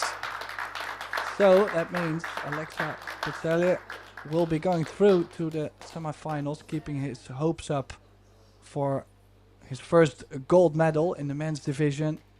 Has beaten Ronald Regli 8-7. What a clashing match that was. And you can see how this match has been the past, 2 hours, because both of them could feel the trail and it's still there. So that's it for now. Our next match will start in approximately 10 minutes, I believe, very soon. So I would like to thank Arya Surabi to be by my side, myself, Tim de Ruiter. We are signing off for a short break, but we will be back very soon because we still have the semifinals and the finals to come in both the men's and the women's 10-ball division. So we'll see you soon.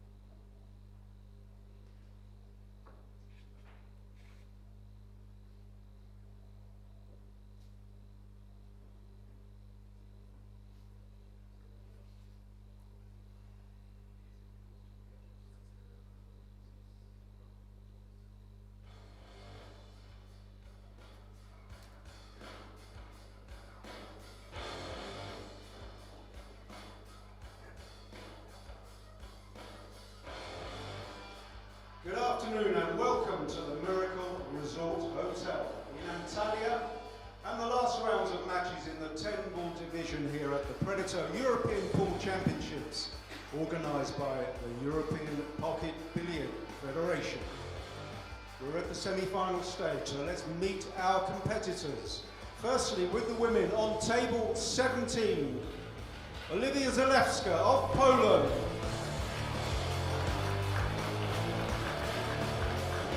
And representing Austria, Lina Primos.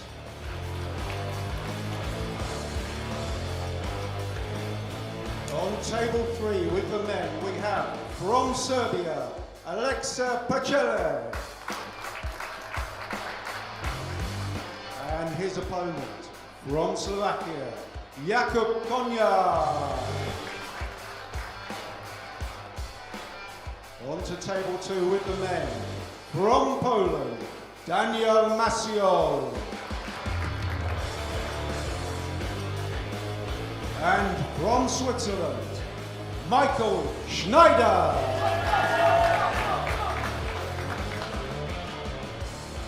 And finally, on table 1 with the women, from Germany, Ina Kaplan. And representing Sweden, Linja Hjalmarström.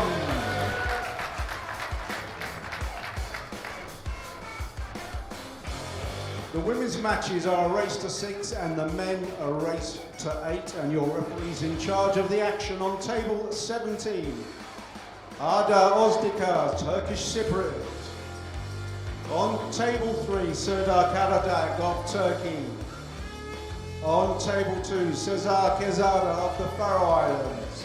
And here on table 1, Alexander Vulovic of Serbia.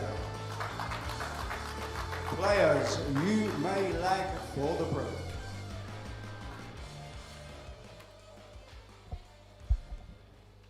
Hello and welcome to the Predator European Championships. We have a semi-finals match in the women's 10-ball division between Ina Kaplan and Linja Hjalmarström. This is Eric Horlifson here with Tim DeRuyter. Close match here, Tim. Yeah, definitely. I mean, this is a repeat from the straight pool final we've seen earlier this week, where Ina actually played herself into a bit of a lead. On 54 points did she miss, and Linja ran the set, I believe, or at least took over the complete set and won the title. So the German will be looking forward to take revenge. Yeah, two of the stronger players in the field. Not really much between them. Ina will have the edge in experience, but Linja, one of the most up-and-coming women on the European side.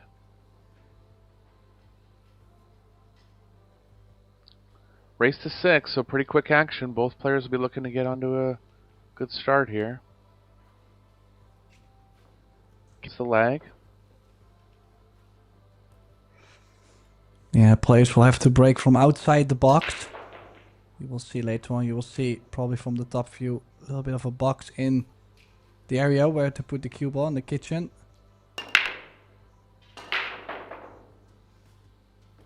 Nine ball wanted to go for a railer, not quite. Well, first look for Linja here. Nothing offensive. Tough save, Tim. Yeah, the one ball so wide in the open. You might indeed want to go for a cross side. I mean, on first glance, I don't see too much of a safety opportunity at all. Yeah, I think it's a bit of a two-way, playing the cue ball near the 7, ideally. Well, this is a smart shot. Very nice.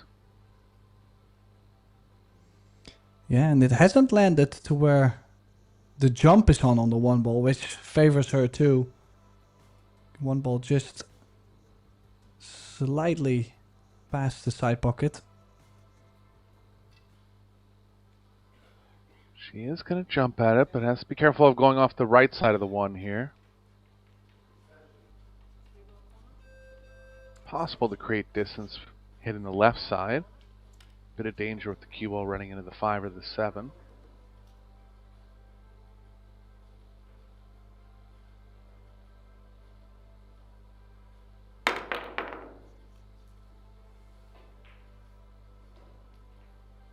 Chance for a good result here if it gets behind the 8, and it has.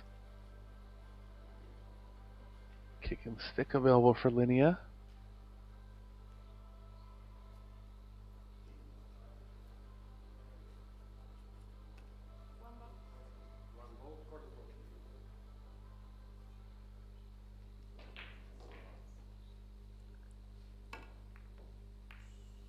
Ooh. Oh. In it, left edge there. Yeah, that means the opening opportunity does go to the German.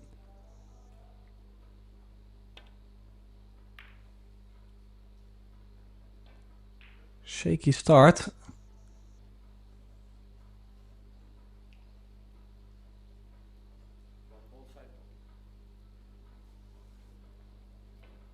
Linnea is going to look to hold the cue ball behind the 10-6-4 area. A little tough considering how far the 1 is from the rail.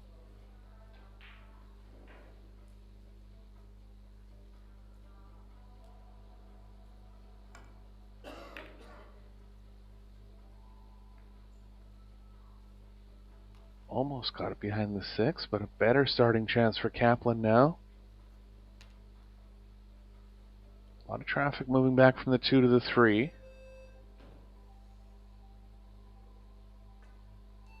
There is a lane around the right side of the table.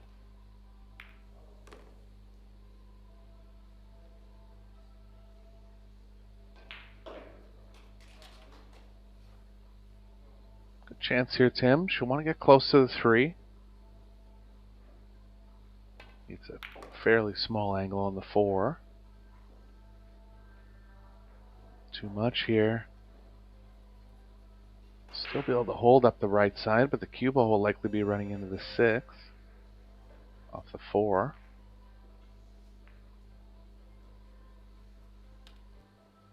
Two rails back to the side, maybe, Tim? I don't know.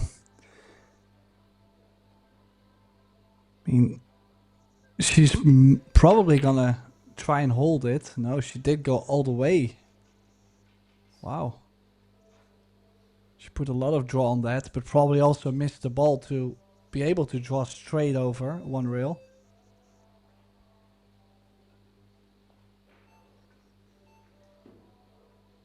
Linnea's going to try to get behind the 3 here. 3's pretty close to the rail. Might take a half swerve and definitely a bunch of right spin.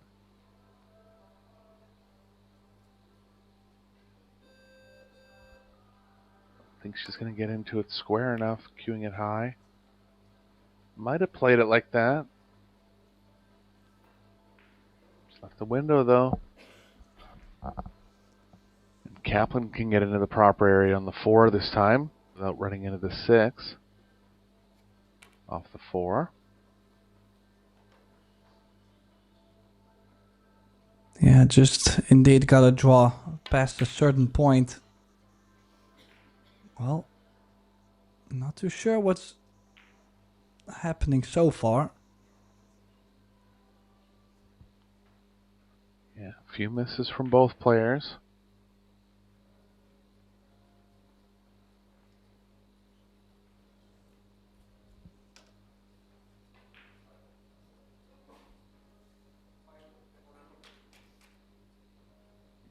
Tough to hold the cue ball here. She'll want to be drawing at 2 rails to make the line towards the 4 a little longer. She can. Oh, needs to hold up. I think it just landed awkward, Eric. Don't think she's gonna get close to the 5. Maybe push the 6 ball over to the long rail and take a bit of a cut. Yeah, that's about all she had there. Has to avoid the 9 coming back towards the 6 now.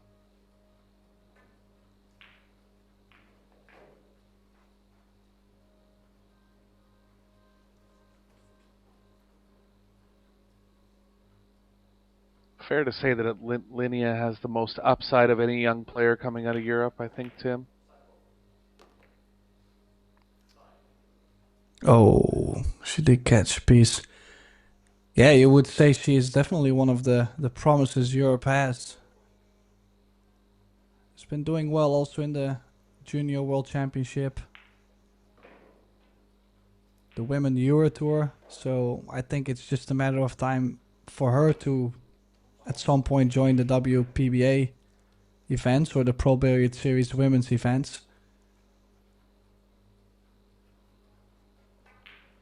Yeah, she played in a couple Pro Billiard Series so far. It's a question of funding for her, and as her titles grow, sponsors will come. Yeah, I mean, especially at that age, the best way to grow is to be able to participate in all of them, and get that experience quick instead of having it last so many years. But indeed, there is always the funding issue.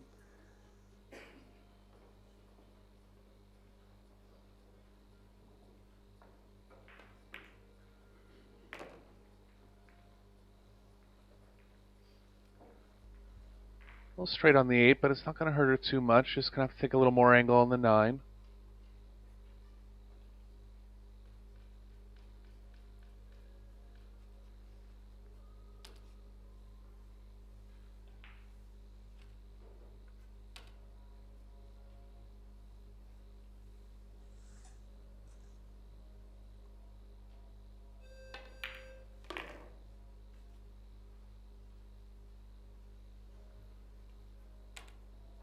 Ten ball's just low enough that she can come into the second rail here. If she prefers coming across one rail, play fine as well.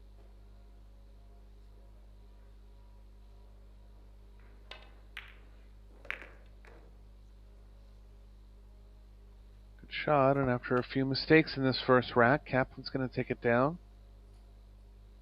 Ina started out with the break. In the one match I did with Linnea, she had 2 break and runs in the match, so definitely a threat on the break.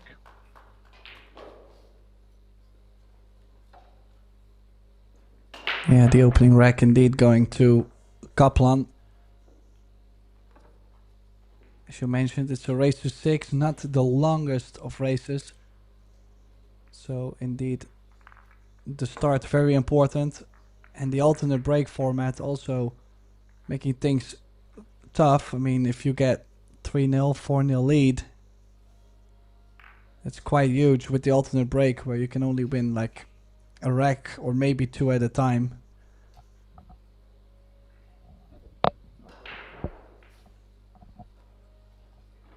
Yeah, a little tougher to keep complete control in 10 ball, but getting down to the semifinals here, these women are able to stay in control of a decent amount of the racks.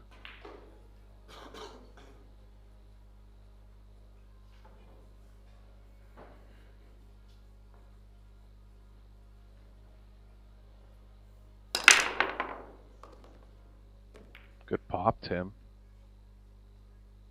Well, monster break.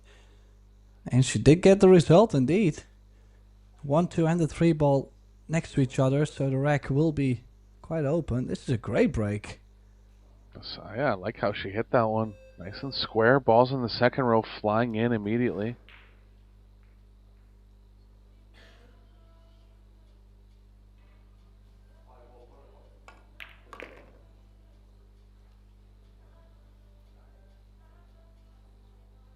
Not much trouble here.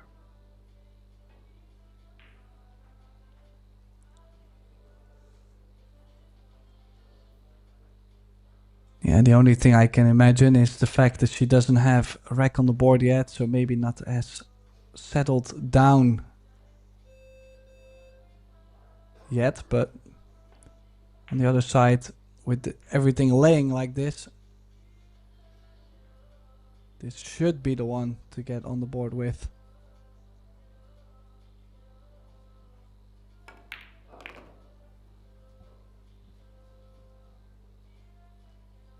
Really amazing how well players... Go ahead, Tim, sorry. Well, a bit straighter on this 4, I think, than she would have liked. Yeah, and it's actually drawing towards the rail a bit.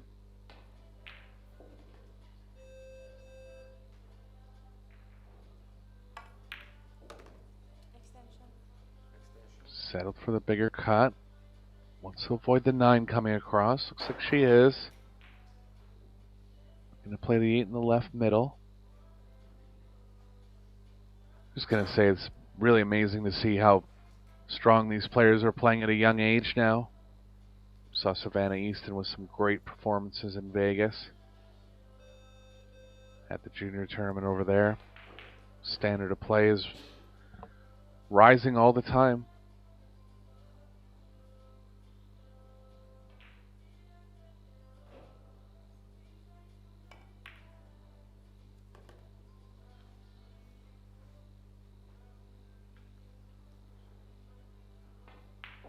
Nicely played. Gonna have to go to the short side now.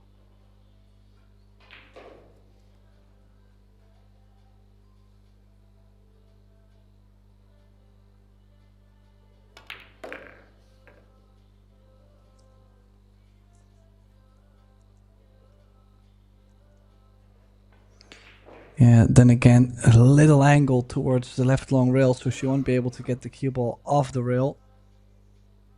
In this case, I kind of like to just stop the cue ball and take it from there. Some players like to get in front of the side pocket, but I think it only makes the 9 ball itself a bit more sensitive. Yeah, especially if you're playing onto the winning ball. Don't really need to worry about only having the top of the cue ball for position.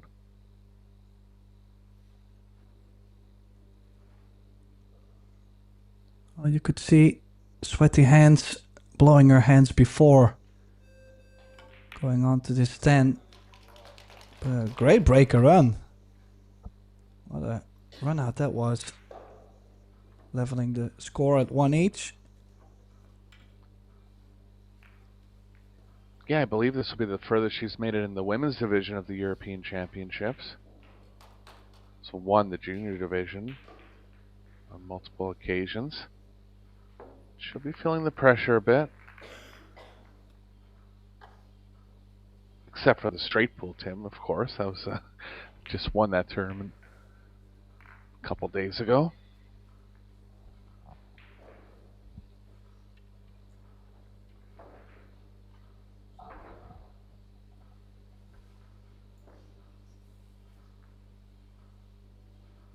Bit more of an open field with Yasmin Ocean not in the field and Pia Filler not in attendance.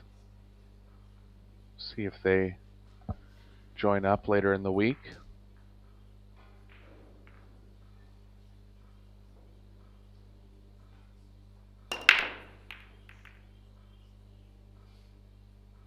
Less power from Kaplan here. Nothing down, nothing offensive for Hjalmarström, but looks like a decent chance to get behind the 3. Or possibly a safe with more distance.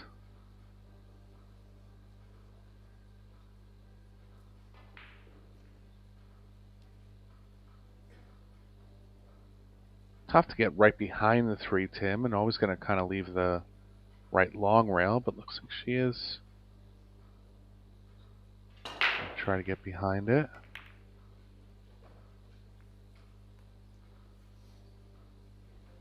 Misplayed a little, but it's ended up in the 1 spot. It can end up over there. Not available on the side. I don't think it's available off the 2 either.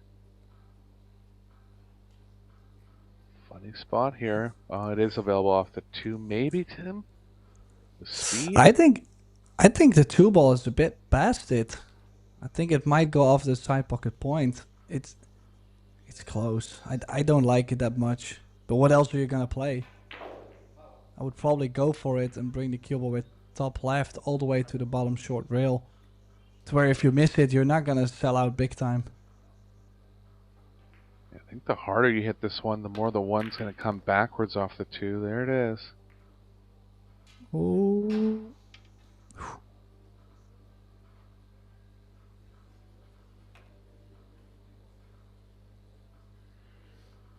Nothing offensive for Ina here.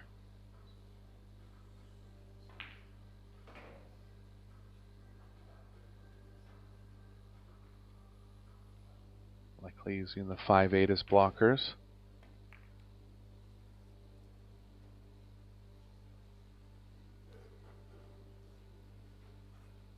Don't know if she got there. Linnea down on the pocketing angle. She has called it in the top right. Tough to hold the cue ball on the left side. Ideally would like to run into the 10 off the left long rail if she can.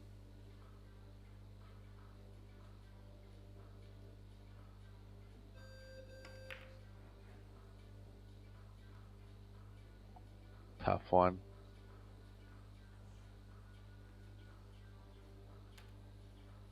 Safe for Kaplan here. I have to draw the cue ball behind the 9.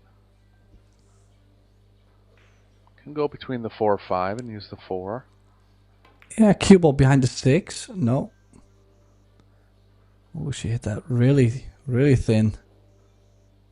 Yeah, I didn't expect to catch the point there. I expected to at least get the 2 ball into the 3.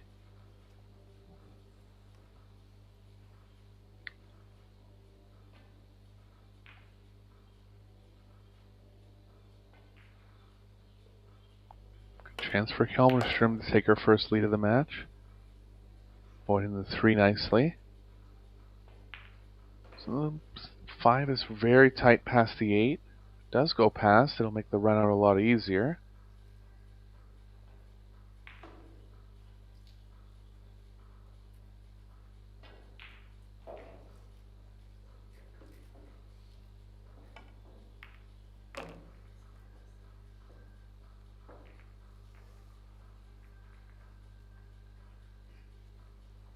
Drawing the cue ball towards the 9 here, Tim, I think.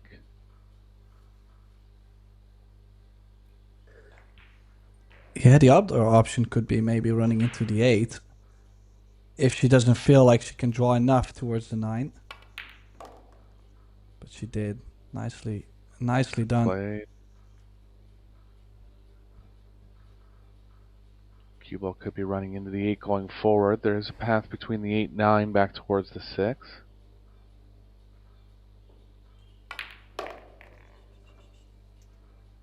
Got all the way around the 9. Yeah, I like her game, Tim. You know, I think she's not afraid of the power shots. She's gonna need a ton of power on this one.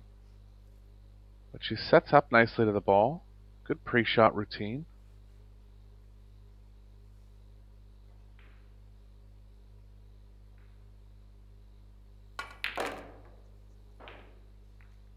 Overdrew it. She's gonna be okay into the short side.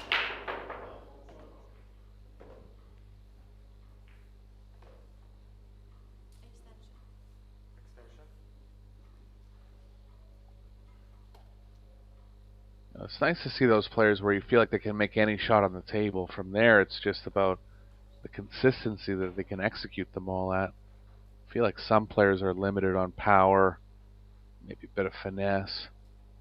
Don't really see that from Linnea. I missed the 7 here. She's got safe. Yeah, second prize definitely happening. She does indeed have a quite big range of shots already for such a young age.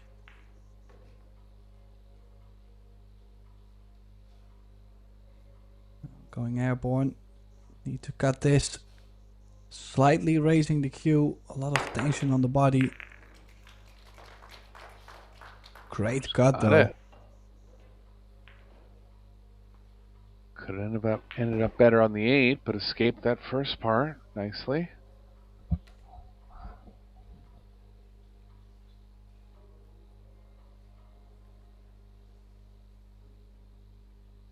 Likely going bottom left here. Kind of like the draw play. Might be playing safe the way she's cueing at it. Oh. Good shot. Got the power over to the left long rail now.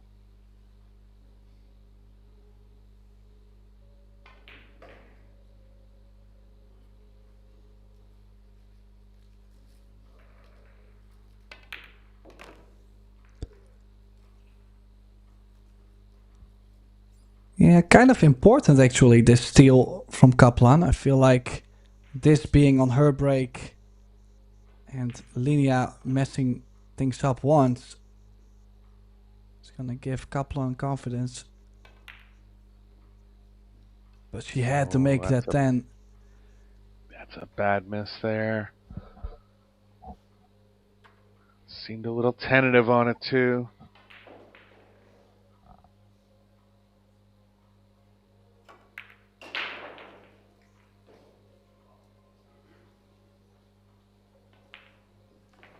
And possibly a bit of a rivalry developing between these European women at this point. Playing each other in the straight pool finals. Probably played each other on 7 to 10 occasions in other tournaments.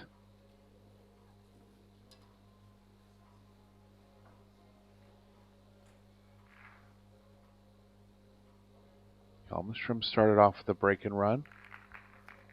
Looking to lengthen her lead now.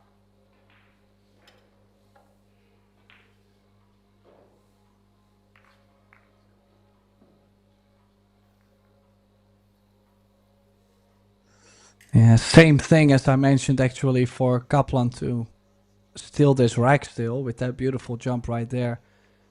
Works for Linia because she does have the break and could make a difference very, very early in this match.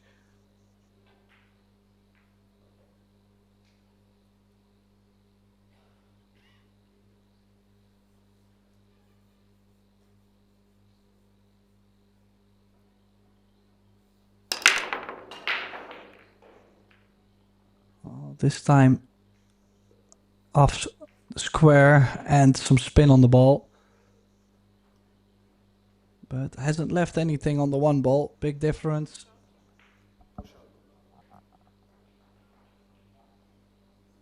And the hook, of course. So push out will be played by Kaplan.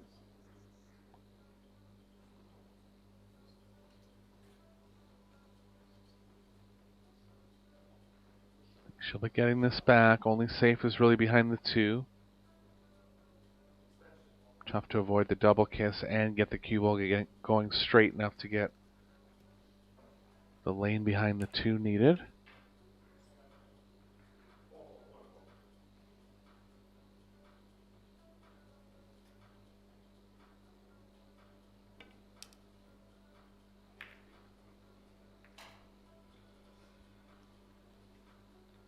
More of a simple safe there. Speed had to be perfect. Cut angle was a little off. Linia can create some distance on this one.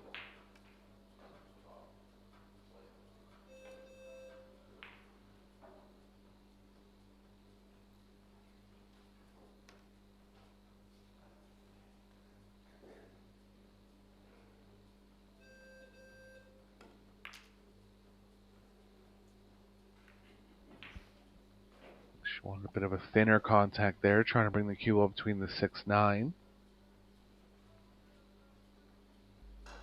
Safe up the middle for Kaplan now. Tough to line the cue ball up with the 6, but could be possible.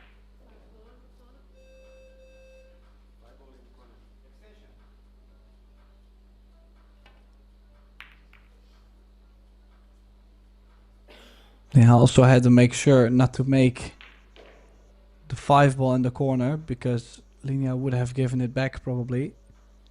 But the pace on the 1 ball very nicely, so close to the rail. Then on the other side, actually catching the double kiss on this 1 ball. Most of the time pushes it into a save.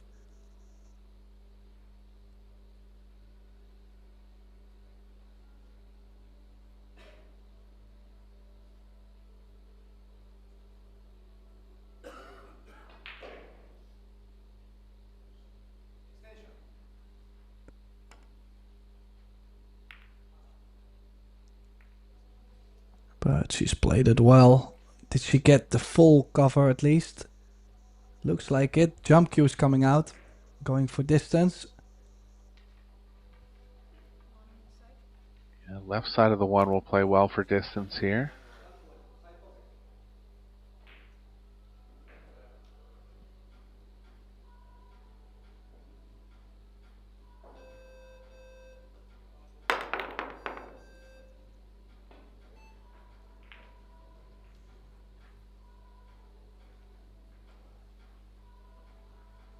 Hjalmarström still has to lay off here.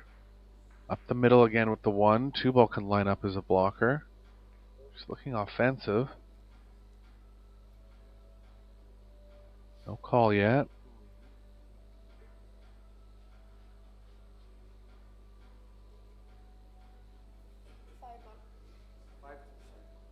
This is pretty aggressive, Tim. Tough to control the 1 here as well. I think she's actually playing safe, just running the cue ball into the 5. Oh, that'll work. Nice shot. Yeah, tough to get to. Just trying to get in between the 3 and the 9 might not even be enough. You might go around the 1 ball. Might scratch off the right side of the 1 ball into the corner. The extra rail, so... Good save. This looks to be a bit wide too.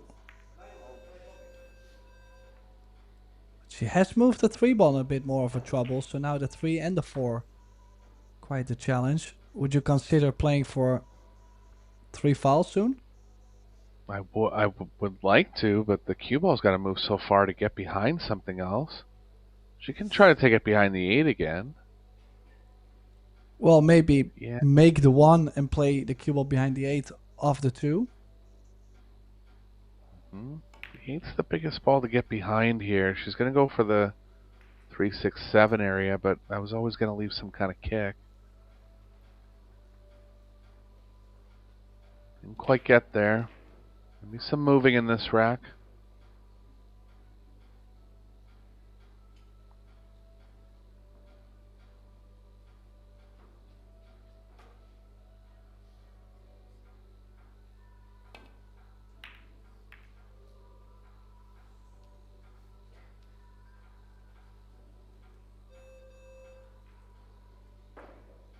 Yeah, I think both players might just try to lay off until something develops, at least with the one of the 2 tied up balls.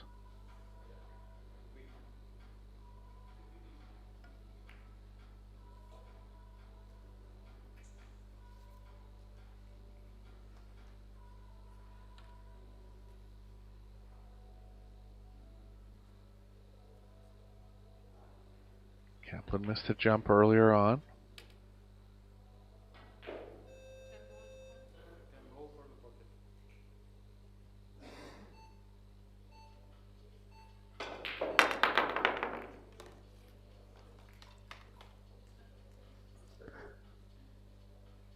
She called it, Tim, so she'll still be at the table here. Oh, did that 3 ball open up enough? I didn't think so. Look at this. I mean, it was a bit of a messy encounter. But she definitely called something just in case. Took the opportunity to do so. Yeah, she can get on the short side of the 3 now.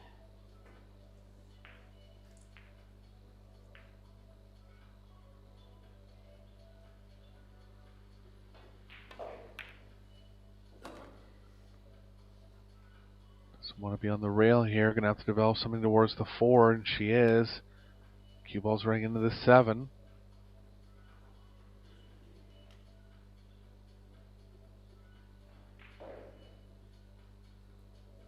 Try to stun to the left of the 7, Tim. Not much else.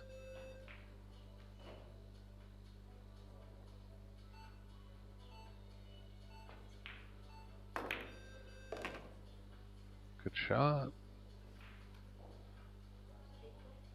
Well, the 5's going to make the pocket for the 8 a lot bigger, and she is in the 1 area of the table where she can possibly cut the 4 enough into the 8.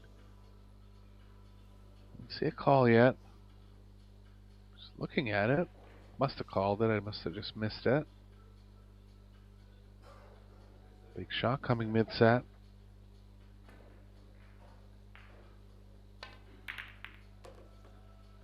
Look at this out, Tim. From nowhere, chance to win the game now. Yeah, well, this 4 ball though, kind of feel like she'll have to baby this cut a bit or spin the ball quite a bit. So easy to make a mistake. She's played it soft and really well. She's still on the 5 ball. Would you draw this into the left long rail and out, or would you go back into the top short rail and out? Yeah, I don't mind the draw play. Oh, it's a little straighter, so she's okay just following. Oh, misfired, and that was a good offensive run there from Kaplan, but getting tripped up by the missed ball again.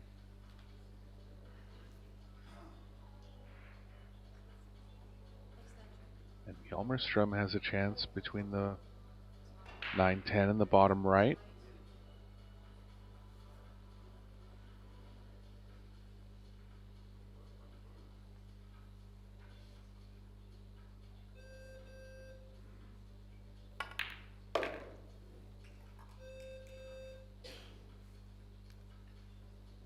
Stays down really good on the ball too, even with power. Very little body movement.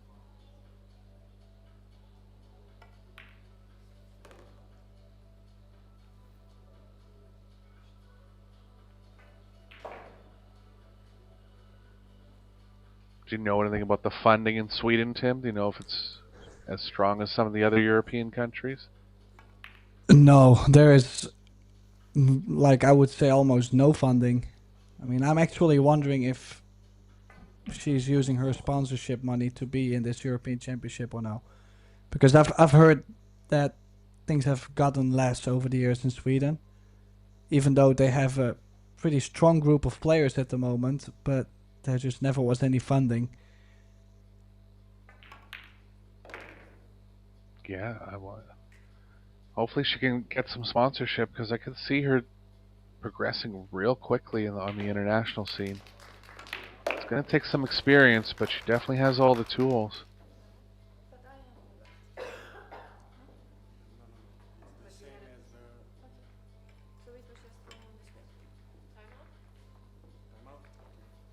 Not necessarily sure what she was asking for. Linnea. Maybe seen something, maybe heard something, no idea. There's that temple jump. Now in the meantime, Kaplan is going to take a timeout. I think it's a good moment. 3-1 down. Race to 6. Your opponent halfway. Need to turn things around, try to get even. Can she do it? We are going to find out after the break. So Eric Gorlofsen and myself, Tim de Ruiter, we're going to go for a short little break too. And we'll be right back.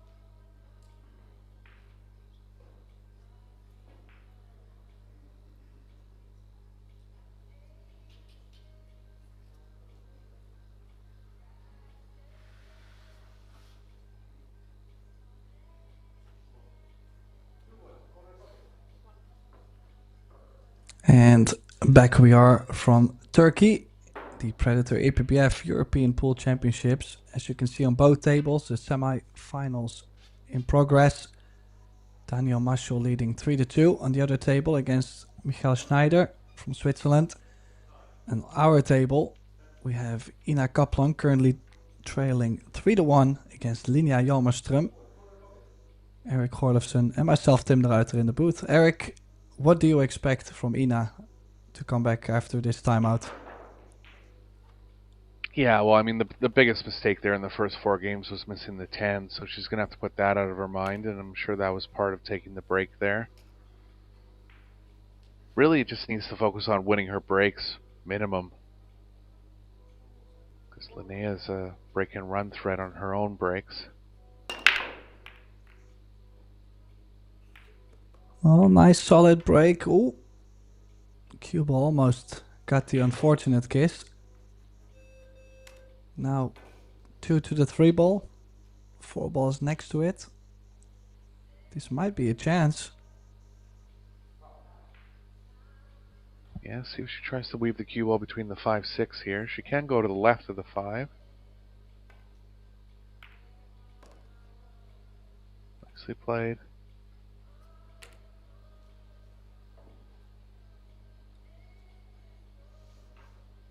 Not looking as if the 3 passes the 10, but is able to draw up the right side for the 3 in the left middle.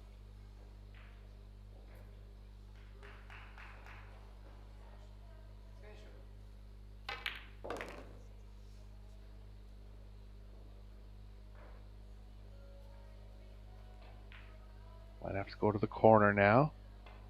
8 ball making the corner pocket pretty big. Would open up another pocket for the 5 as well.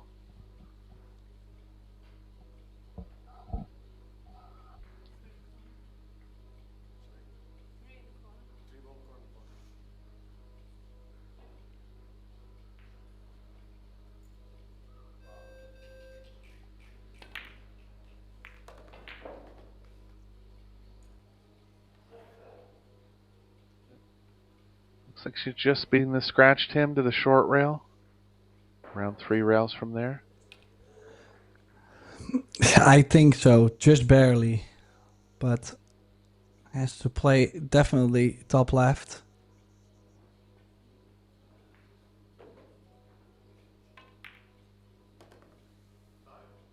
And she even made it on the thick side, so that tells me that she was at least always going to stay away from the scratch, but she did land a bit more angle on the 5.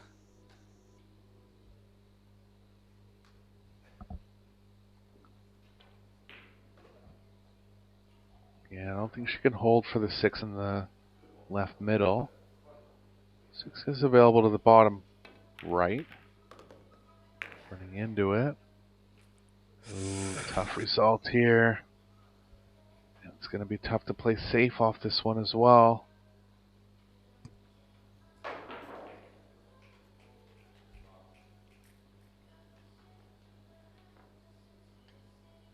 How do you play safe here? Nothing really down at that end of the table.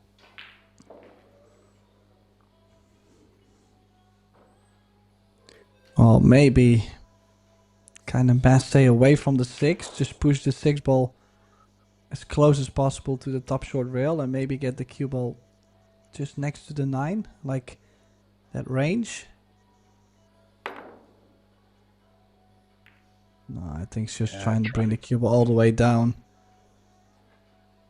Yeah, try to create some distance there. Actually got very lucky with how it ended up.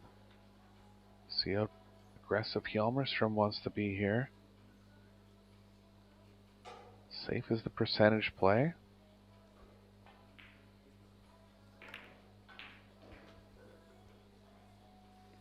Shot. Full coverage. Kaplan does have the short rail. Well, I don't mind swerving at this and trying to kick and stick. Pretty tough to get safe here, but 2 rails could do it.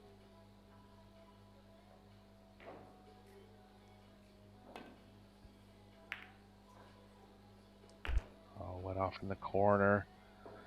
See that happen so many times, just getting underneath one of those balls coming around two rails. And a good chance for Hjelmström to create some good separation between them now.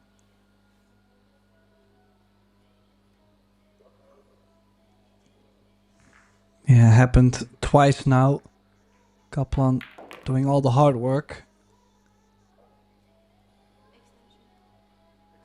She's landed with a nice little angle too on this 9.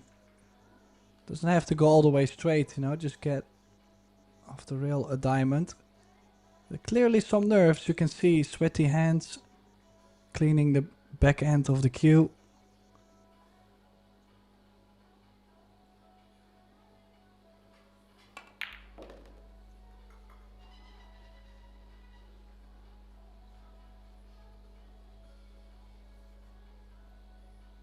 Likes to power the balls in a little more. She had to power that one, but I would say overall is more of a power player. Kind of similar to Shane Van Boning. Uses closed bridge a lot. A strong play overall from Linnea.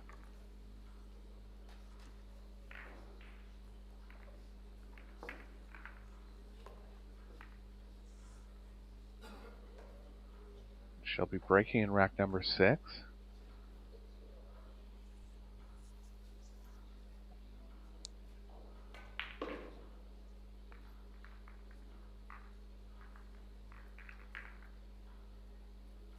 Really a little unlucky with the result of breaking into the 5. Freezing right up to the 6. Even if she had any kind of separation between the two balls, safes would have been a lot easier. Yeah, or even a bank. I mean, so many good things could have happened too.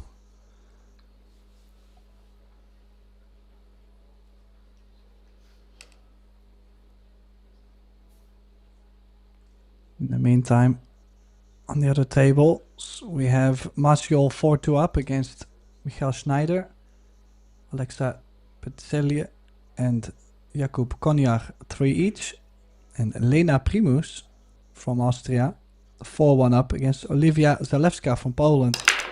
So we might have two very young players steaming through to the final.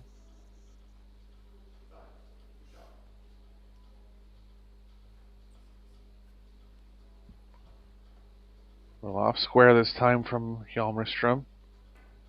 Good action on the rack, but less of a chance to make the balls in the second row, and it's cut that much. Looks like Kaplan has a path through to the 1 here. Doesn't want to get behind the 6. She's overdone it. Things not going Kaplan's way at the moment. Gonna hope to get some kind of safe out of this, but no balls near the 2 to really hide behind.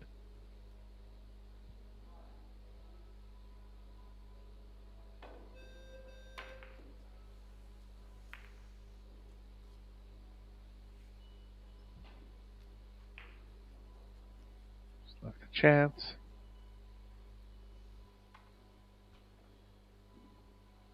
Three balls of traffic coming back towards the proper position on the 3.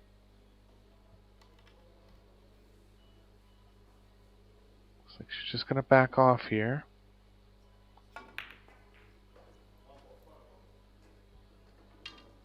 Good shot if the 2 ball holds up. Does.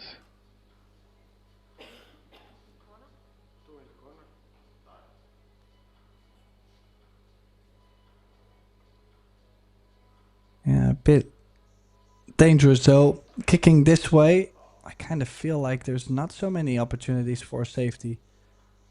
Right? Maybe only behind that 9 ball.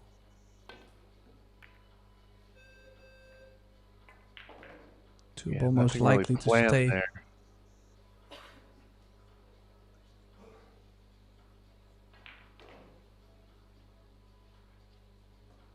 Linnea just looking to see if the 2 passes the 6 into the bottom left. I don't think it does.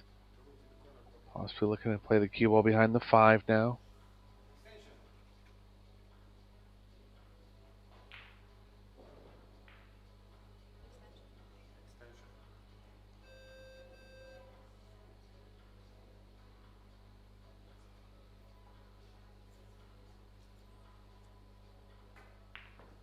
Having a look at the pocketing angle.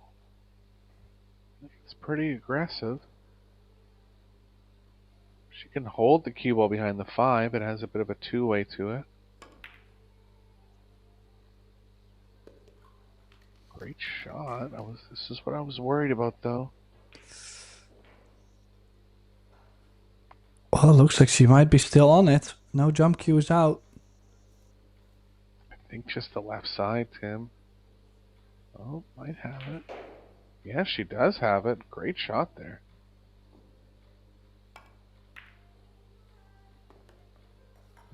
Strong play from Hjalmarström in one of the previous rounds that I saw her play. She played very well.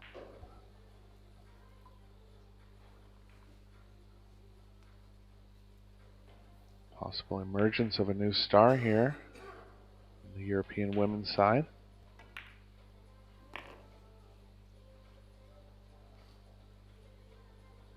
Gonna have to get in a tight position on the 8 on the right long rail with the cue ball.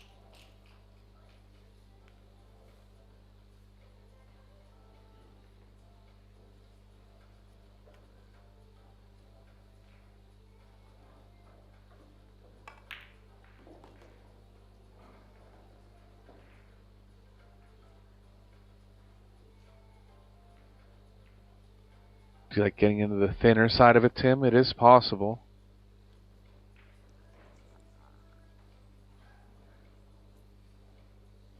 Yeah, I probably would like to just stop this and then stun over to the long rail. This, yeah. Well, I'm not gonna run into the 10 though. I'm not going 2 rails. I'm just gonna make sure the cue ball lands at the long rail. So could play topspin too. Yeah, I don't mind that. Just hitting it with high, better speed control, and the speed control has to be good, but it looks like she is going for the thinner side of it. This is fine. Really had to move the cue ball less, and it was into the angle a little more.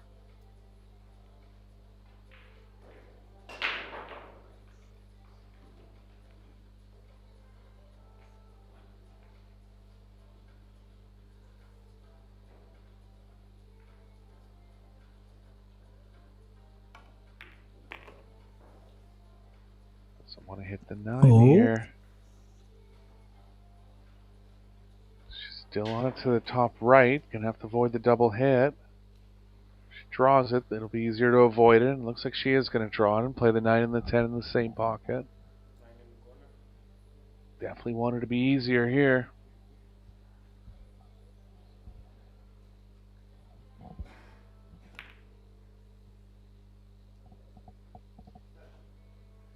Yeah, I have to say, she could have definitely played it to where the cue ball was always going to be laying behind the 10. Not to insure yourself to miss that 9, but more in the way, like, you wanted to get straight on the 10 anyways.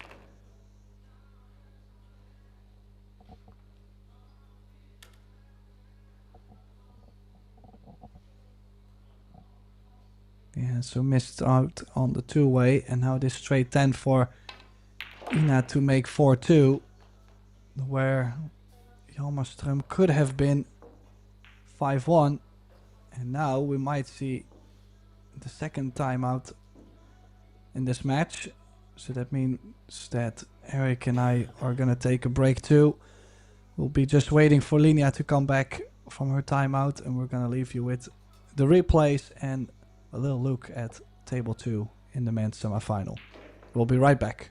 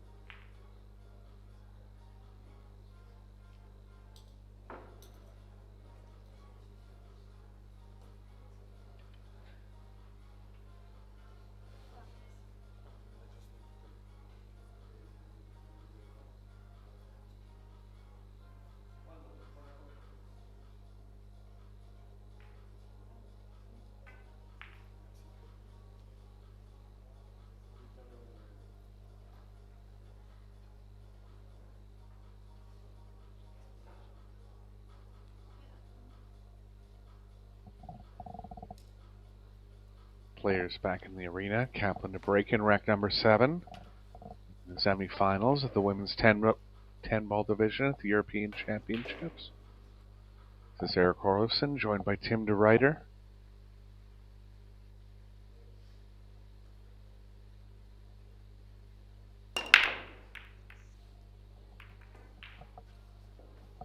Yeah, no 5 full ball has a hit. chance. It does give a lot of clusters, running the cue ball straight into the side rail. That's where you see a lot of balls being pushed towards one side of the table.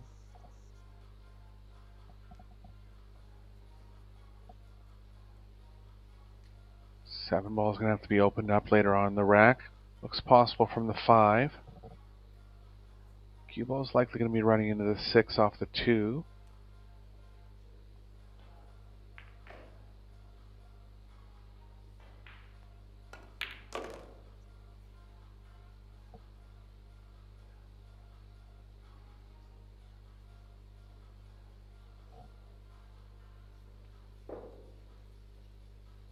Just mainly looking for the 6 not to block the angle on the 3 here. It's running into the top side of it, I think, so it is possible. Still has to focus on the pocketing on this one as well.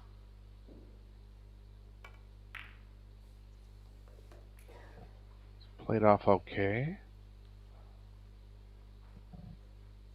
Well, yeah, she's now looking at the 5. I was gonna say, from this angle we just got, I think the 5 ball is super scary into the side. Yeah, it's actually frozen on the rail there. So close to the side pocket, you would think it's makeable. It's just off, it looks like. Doesn't want to be cutting at it, though. Looks like she might be forced to here.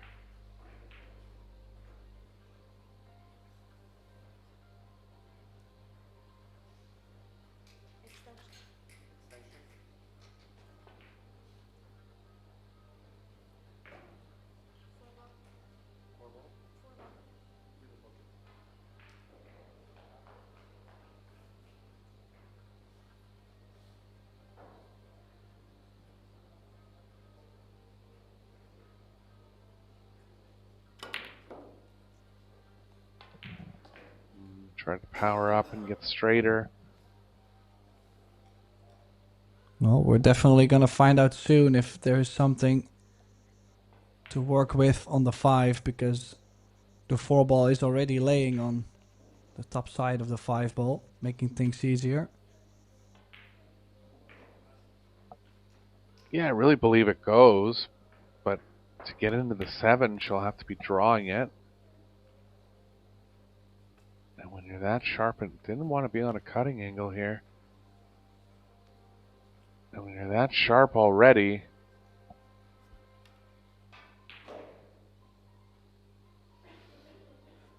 it's going to be a possible miss here on the 5.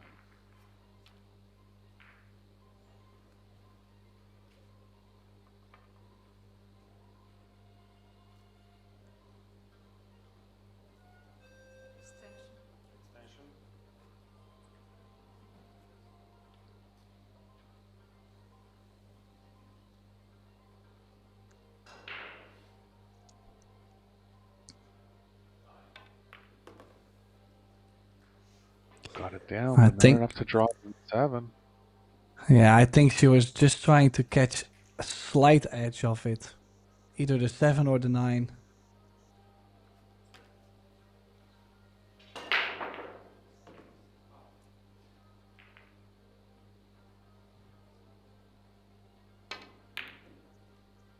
Oh. Oh, misfire. Yeah, and now... Well, Linnea was really hoping for the 6 ball to move in front of the side, but... What is there to play on the 7 ball? Can she maybe get the cue ball very close to it, where she is now? And then just nick it behind the 9. Pretty delicate little shot to be played on this 7 ball. Easy to hit the 9 and sell out. Yeah, I liked your shot, but it looks like she might be able to play the 7 past the 9 here. Made contact on the way through. She's going to be in trouble on the next one. That's if the 7 doesn't go here.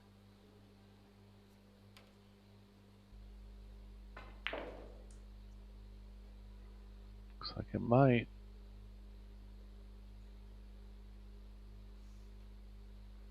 Oh, well, there's doubt. Yeah, it's close. She is going safe in the end. Wow, I find that fascinating because she was really right at the point where she was going to strike the ball and then said, no, I'm not doing it.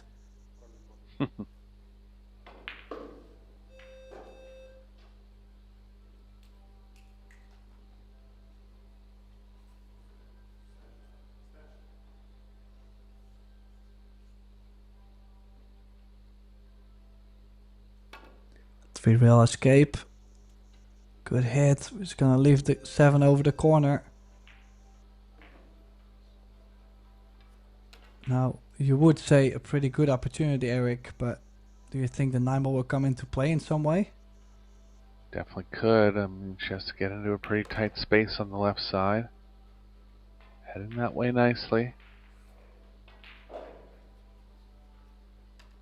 Good angle to come around now for the same pocket.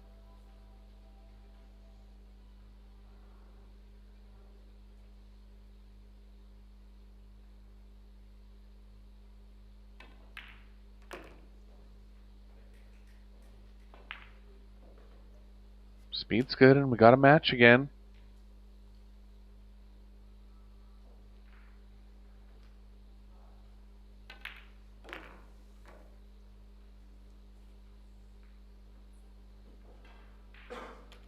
Gonna be Linnea to break in rack number 8.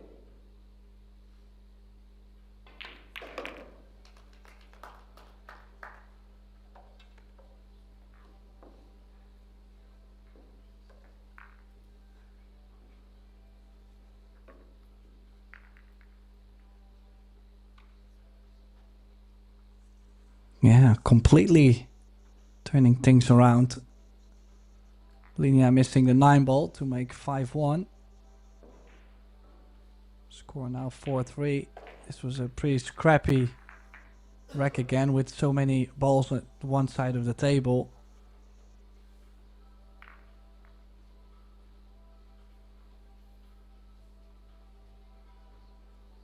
As we mentioned, it's a race to 6. So we are slowly working till the end of this match. And it will be the player that finishes the best that will go through to the final. In the meantime, Daniel Maschol a comfortable 6-2 lead against Michael Schneider from Switzerland. Alexa Petselje in trouble against Jakub Konjar, 6-3. And also Lena Primus, which was up 4-1, is also just barely up, just by the score of 4-3 against Olivia Zalewska. So both women finals starting to get real close towards the end. The leads being dispatched.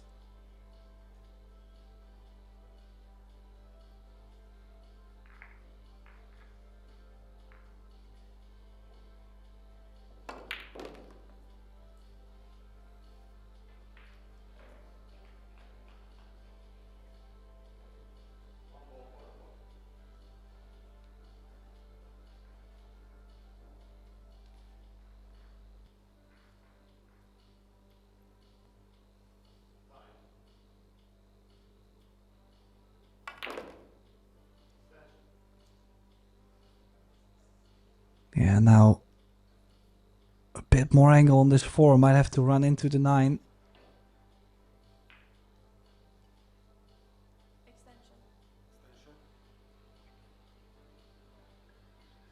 Yeah, that'll actually help her with position on the 5. Gonna have to run into it squarely. Top side of it could work as well.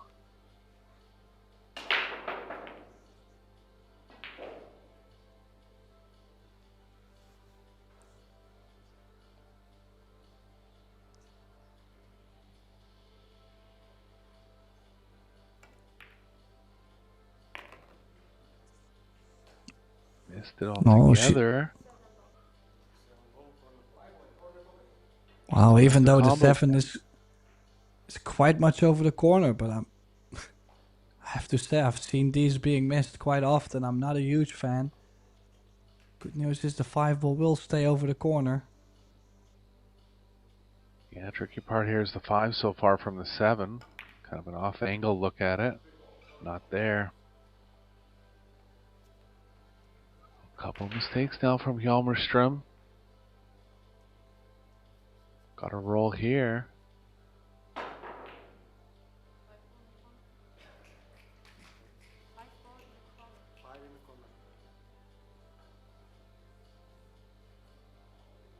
I don't think she has any piece of the 5, Tim.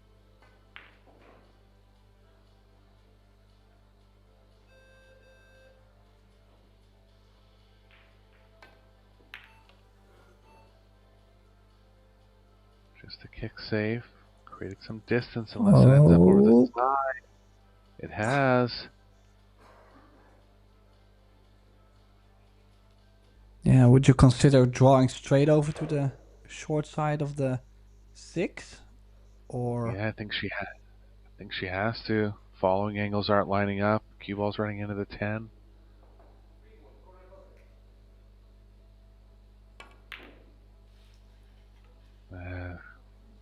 Into the side with that much speed, always it could be trouble, and it was. So a chance for Kaplan to even the score now. Look at that, Tim. Deep dropping. Looked like it was going to drop in the pocket.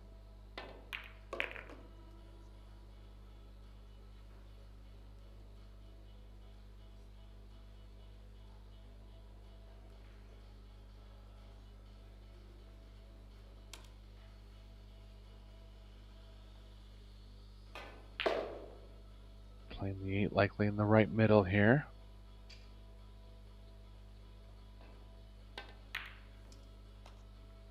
Oh, another misfire. And she's got safe.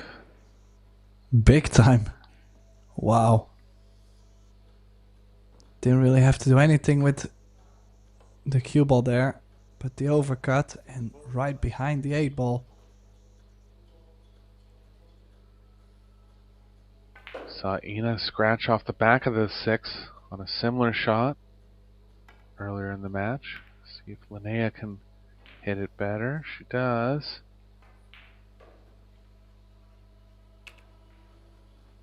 Cue ball's close to a scratch in the bottom right.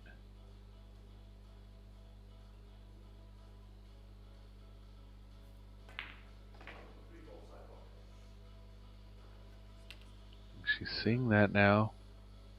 It's super tough to elevate on this one.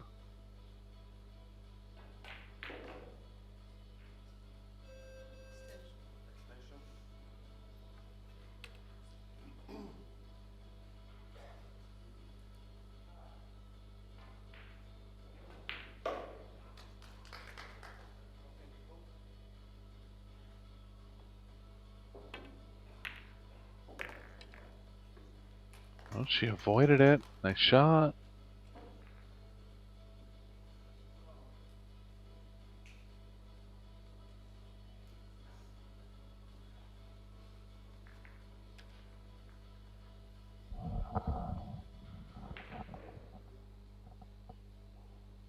Both players looking for a spot in the final. Looks like it's going to come down to a close decision here.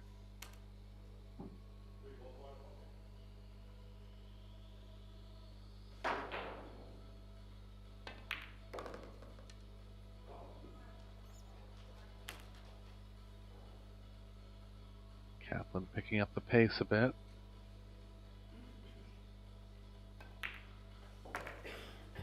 Came with a big shot on the 6 there, Tim, especially after making a couple of mistakes so far in the match. Well, maybe she felt like she was supposed to be buried already. This was the 4 each. Now both semifinals at 4 each. Only a race to 2 for a place in the final. Who is it gonna be? The experienced German Ina Kaplan or the young rising star Linnea Hjalmarström. Yeah, that combination was a bit of a toughie. And she's missed this 5 and she had another shot at the 6 but had to kick at it, so difficult times for Linnea at the chair or at the table, either way, knowing that things should have been way different. Yeah, especially getting on the hill a little quicker would have put a lot more pressure on Ina. But pressure equal now. Both players will be fighting for this game.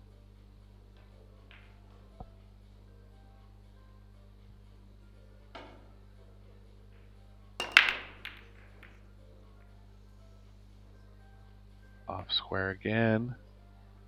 It's going to be a shot on the 1 for Hjalmarström here.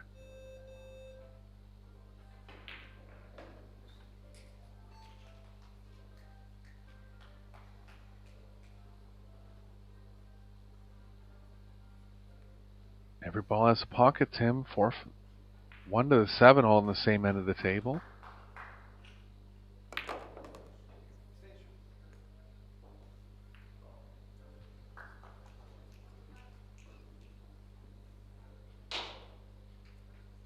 Yeah, not too much traveling. 7 to the 8, I can imagine being a struggle, but then yet the 6 ball could help you in creating an angle on the 7 automatically.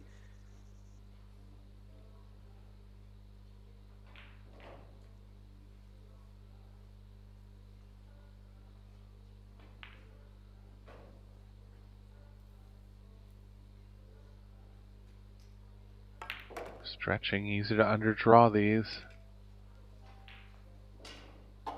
Don't believe she was going to the short side there, but it worked out.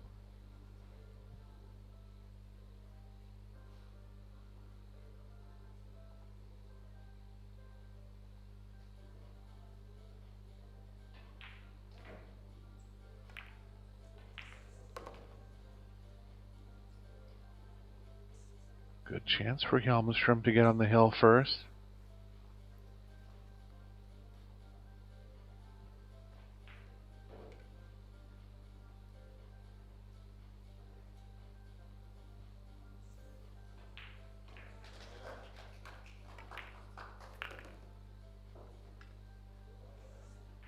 It's always tough the first few times you're trying to get there to a major final. Mind just isn't as clear as when you've done it 5 or 10 times over.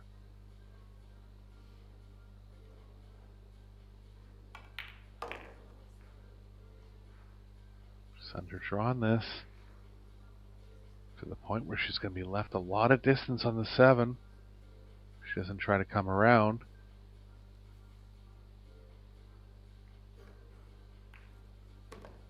Just going to accept it. Could she maybe not have just killed the cue ball and leave herself at least off the rail? Yeah, especially with the distance, didn't want to involve the rail. Kind of bridging at it diagonally where she can get some bit of stroke length going here.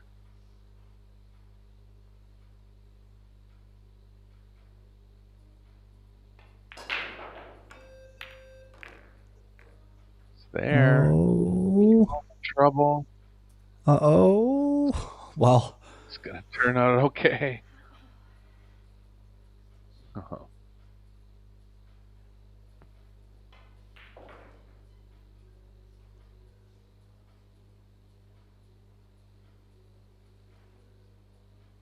It's pretty straight here, but the 8's close to the pocket. Let's be cheating different parts of it. Oh, didn't cheat it well enough. Followed the cue ball right in. So huge turnaround in this match from 4-1 ahead. Now going to be trailing 5-4. And Linnea's going to have to find a way to regroup here.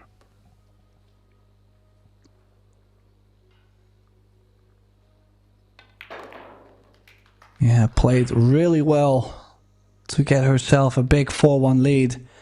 And now falling behind 5-4. Pretty brutal. But she I mean, you gotta say she played really well, but now you would have to say she makes like 1 or 2 mistakes per rack.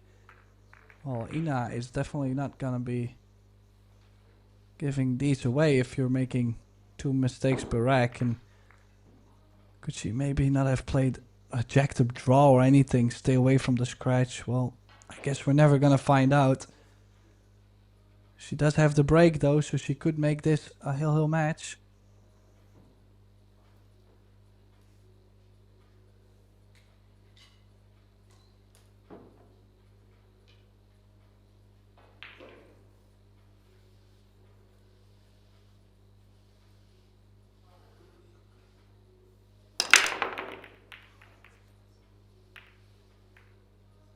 Good solid contact, but nothing down. Cue ball on the rail, and cue ball's going to be running into the 3 here. Might have to elevate aggressively if she wants to make something good happen on the 2. Slightest bit of distance between the cue ball and the rail. Really no way around it here though, got to elevate.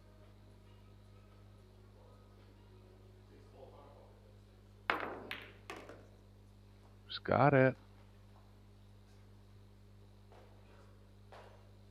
4 is available into the bottom right. Not quite clear if it's available in the middle left. I think it might be.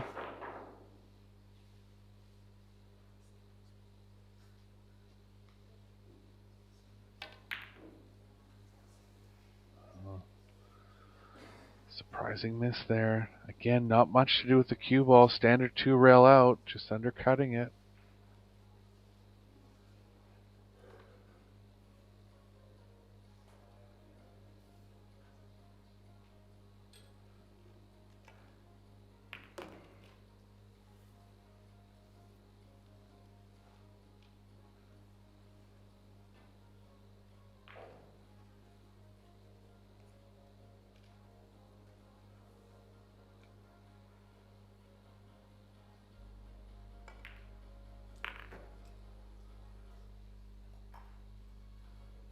Yeah, good pace this time. Go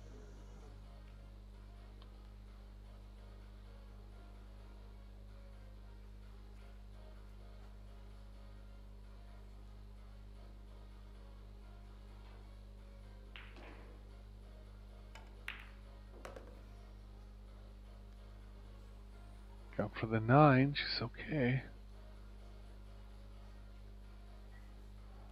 Good chance here now.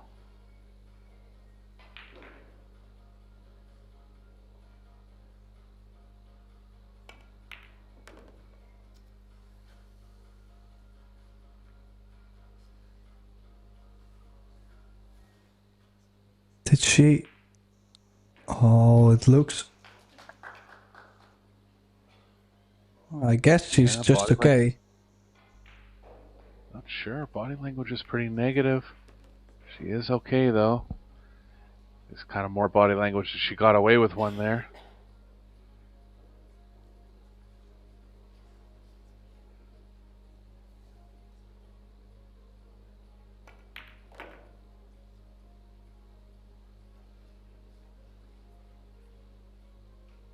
Didn't want to be straight here. Might have to come into the short side now.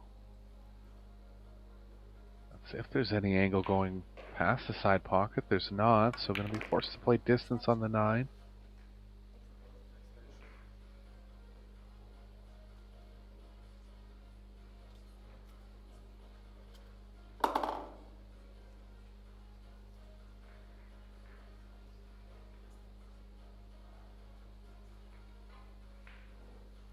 Gonna have to power up here, draw over. Her stroke holds up well under these type of shots.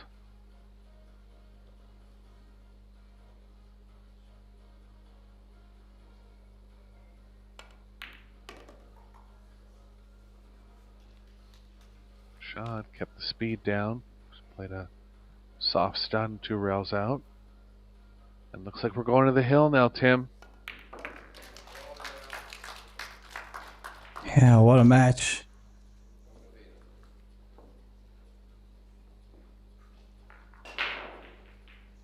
I mean, 5 each.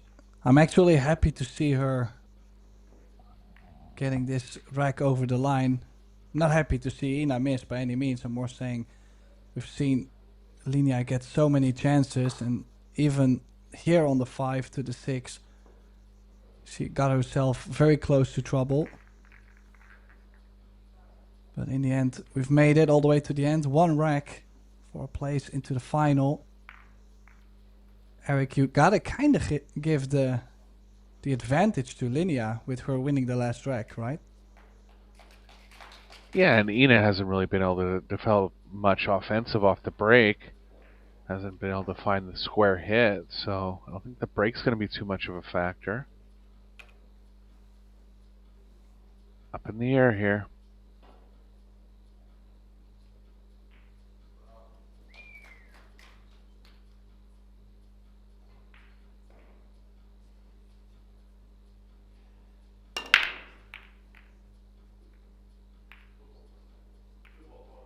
Drew the cue ball a little bit. 6 ball's going to go in last minute. Nothing on the 1.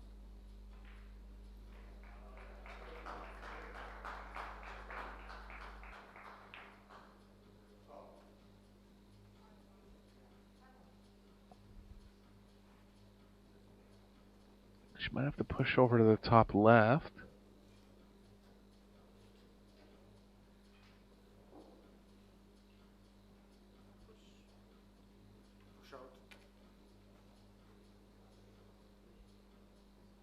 Let's see how much of the 1 Hjalmarström is left here. Not able to stick the cue ball behind the 7.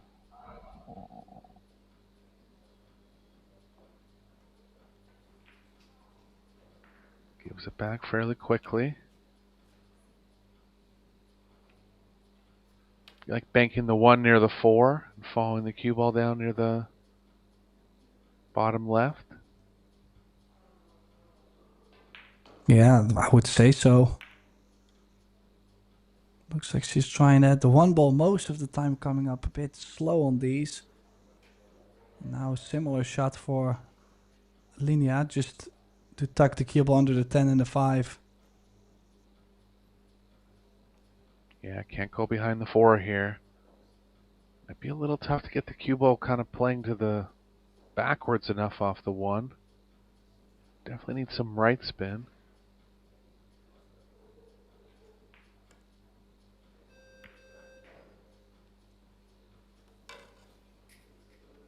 Caught the window, so first chance for Kaplan.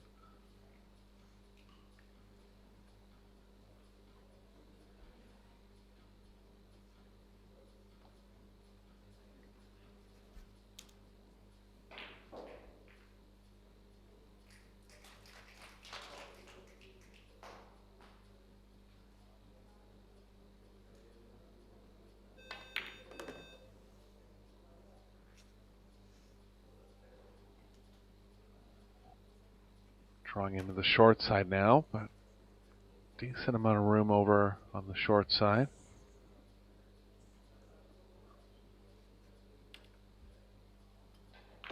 Yeah, after the 3 ball everything on the bottom end of the table, or at least not on the top side, so as long as she doesn't get straight on the 3 ball, she'll have an angle to come back down.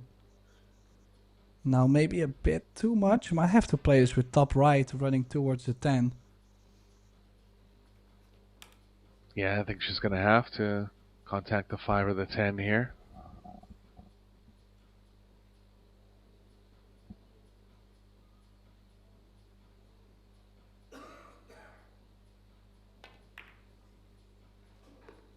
She's got it. Cue ball's okay. Let's move the 5 into an easier position, so a chance to get through this rack now for Kaplan.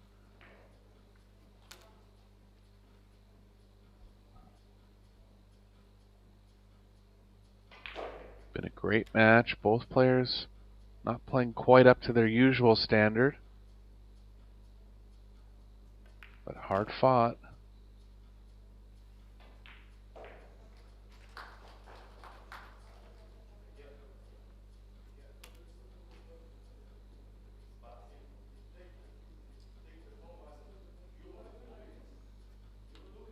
Wants the cue ball to be drawing straight back here. I think it is. Might need some left spin to swing it around the 10.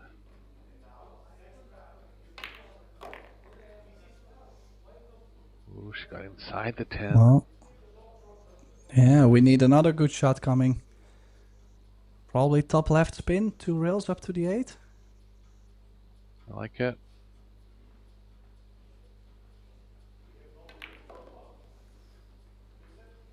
It's so easy to put just a tip too much spin, or maybe stunning the ball just slightly too much.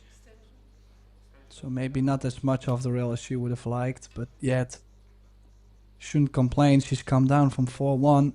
She's on the 8. 3 balls to go to get to the final, to take revenge over the one player she's lost to in the final a couple of days ago. Ooh. Yeah, wants to have the middle of the cue ball here. I think she might. She does.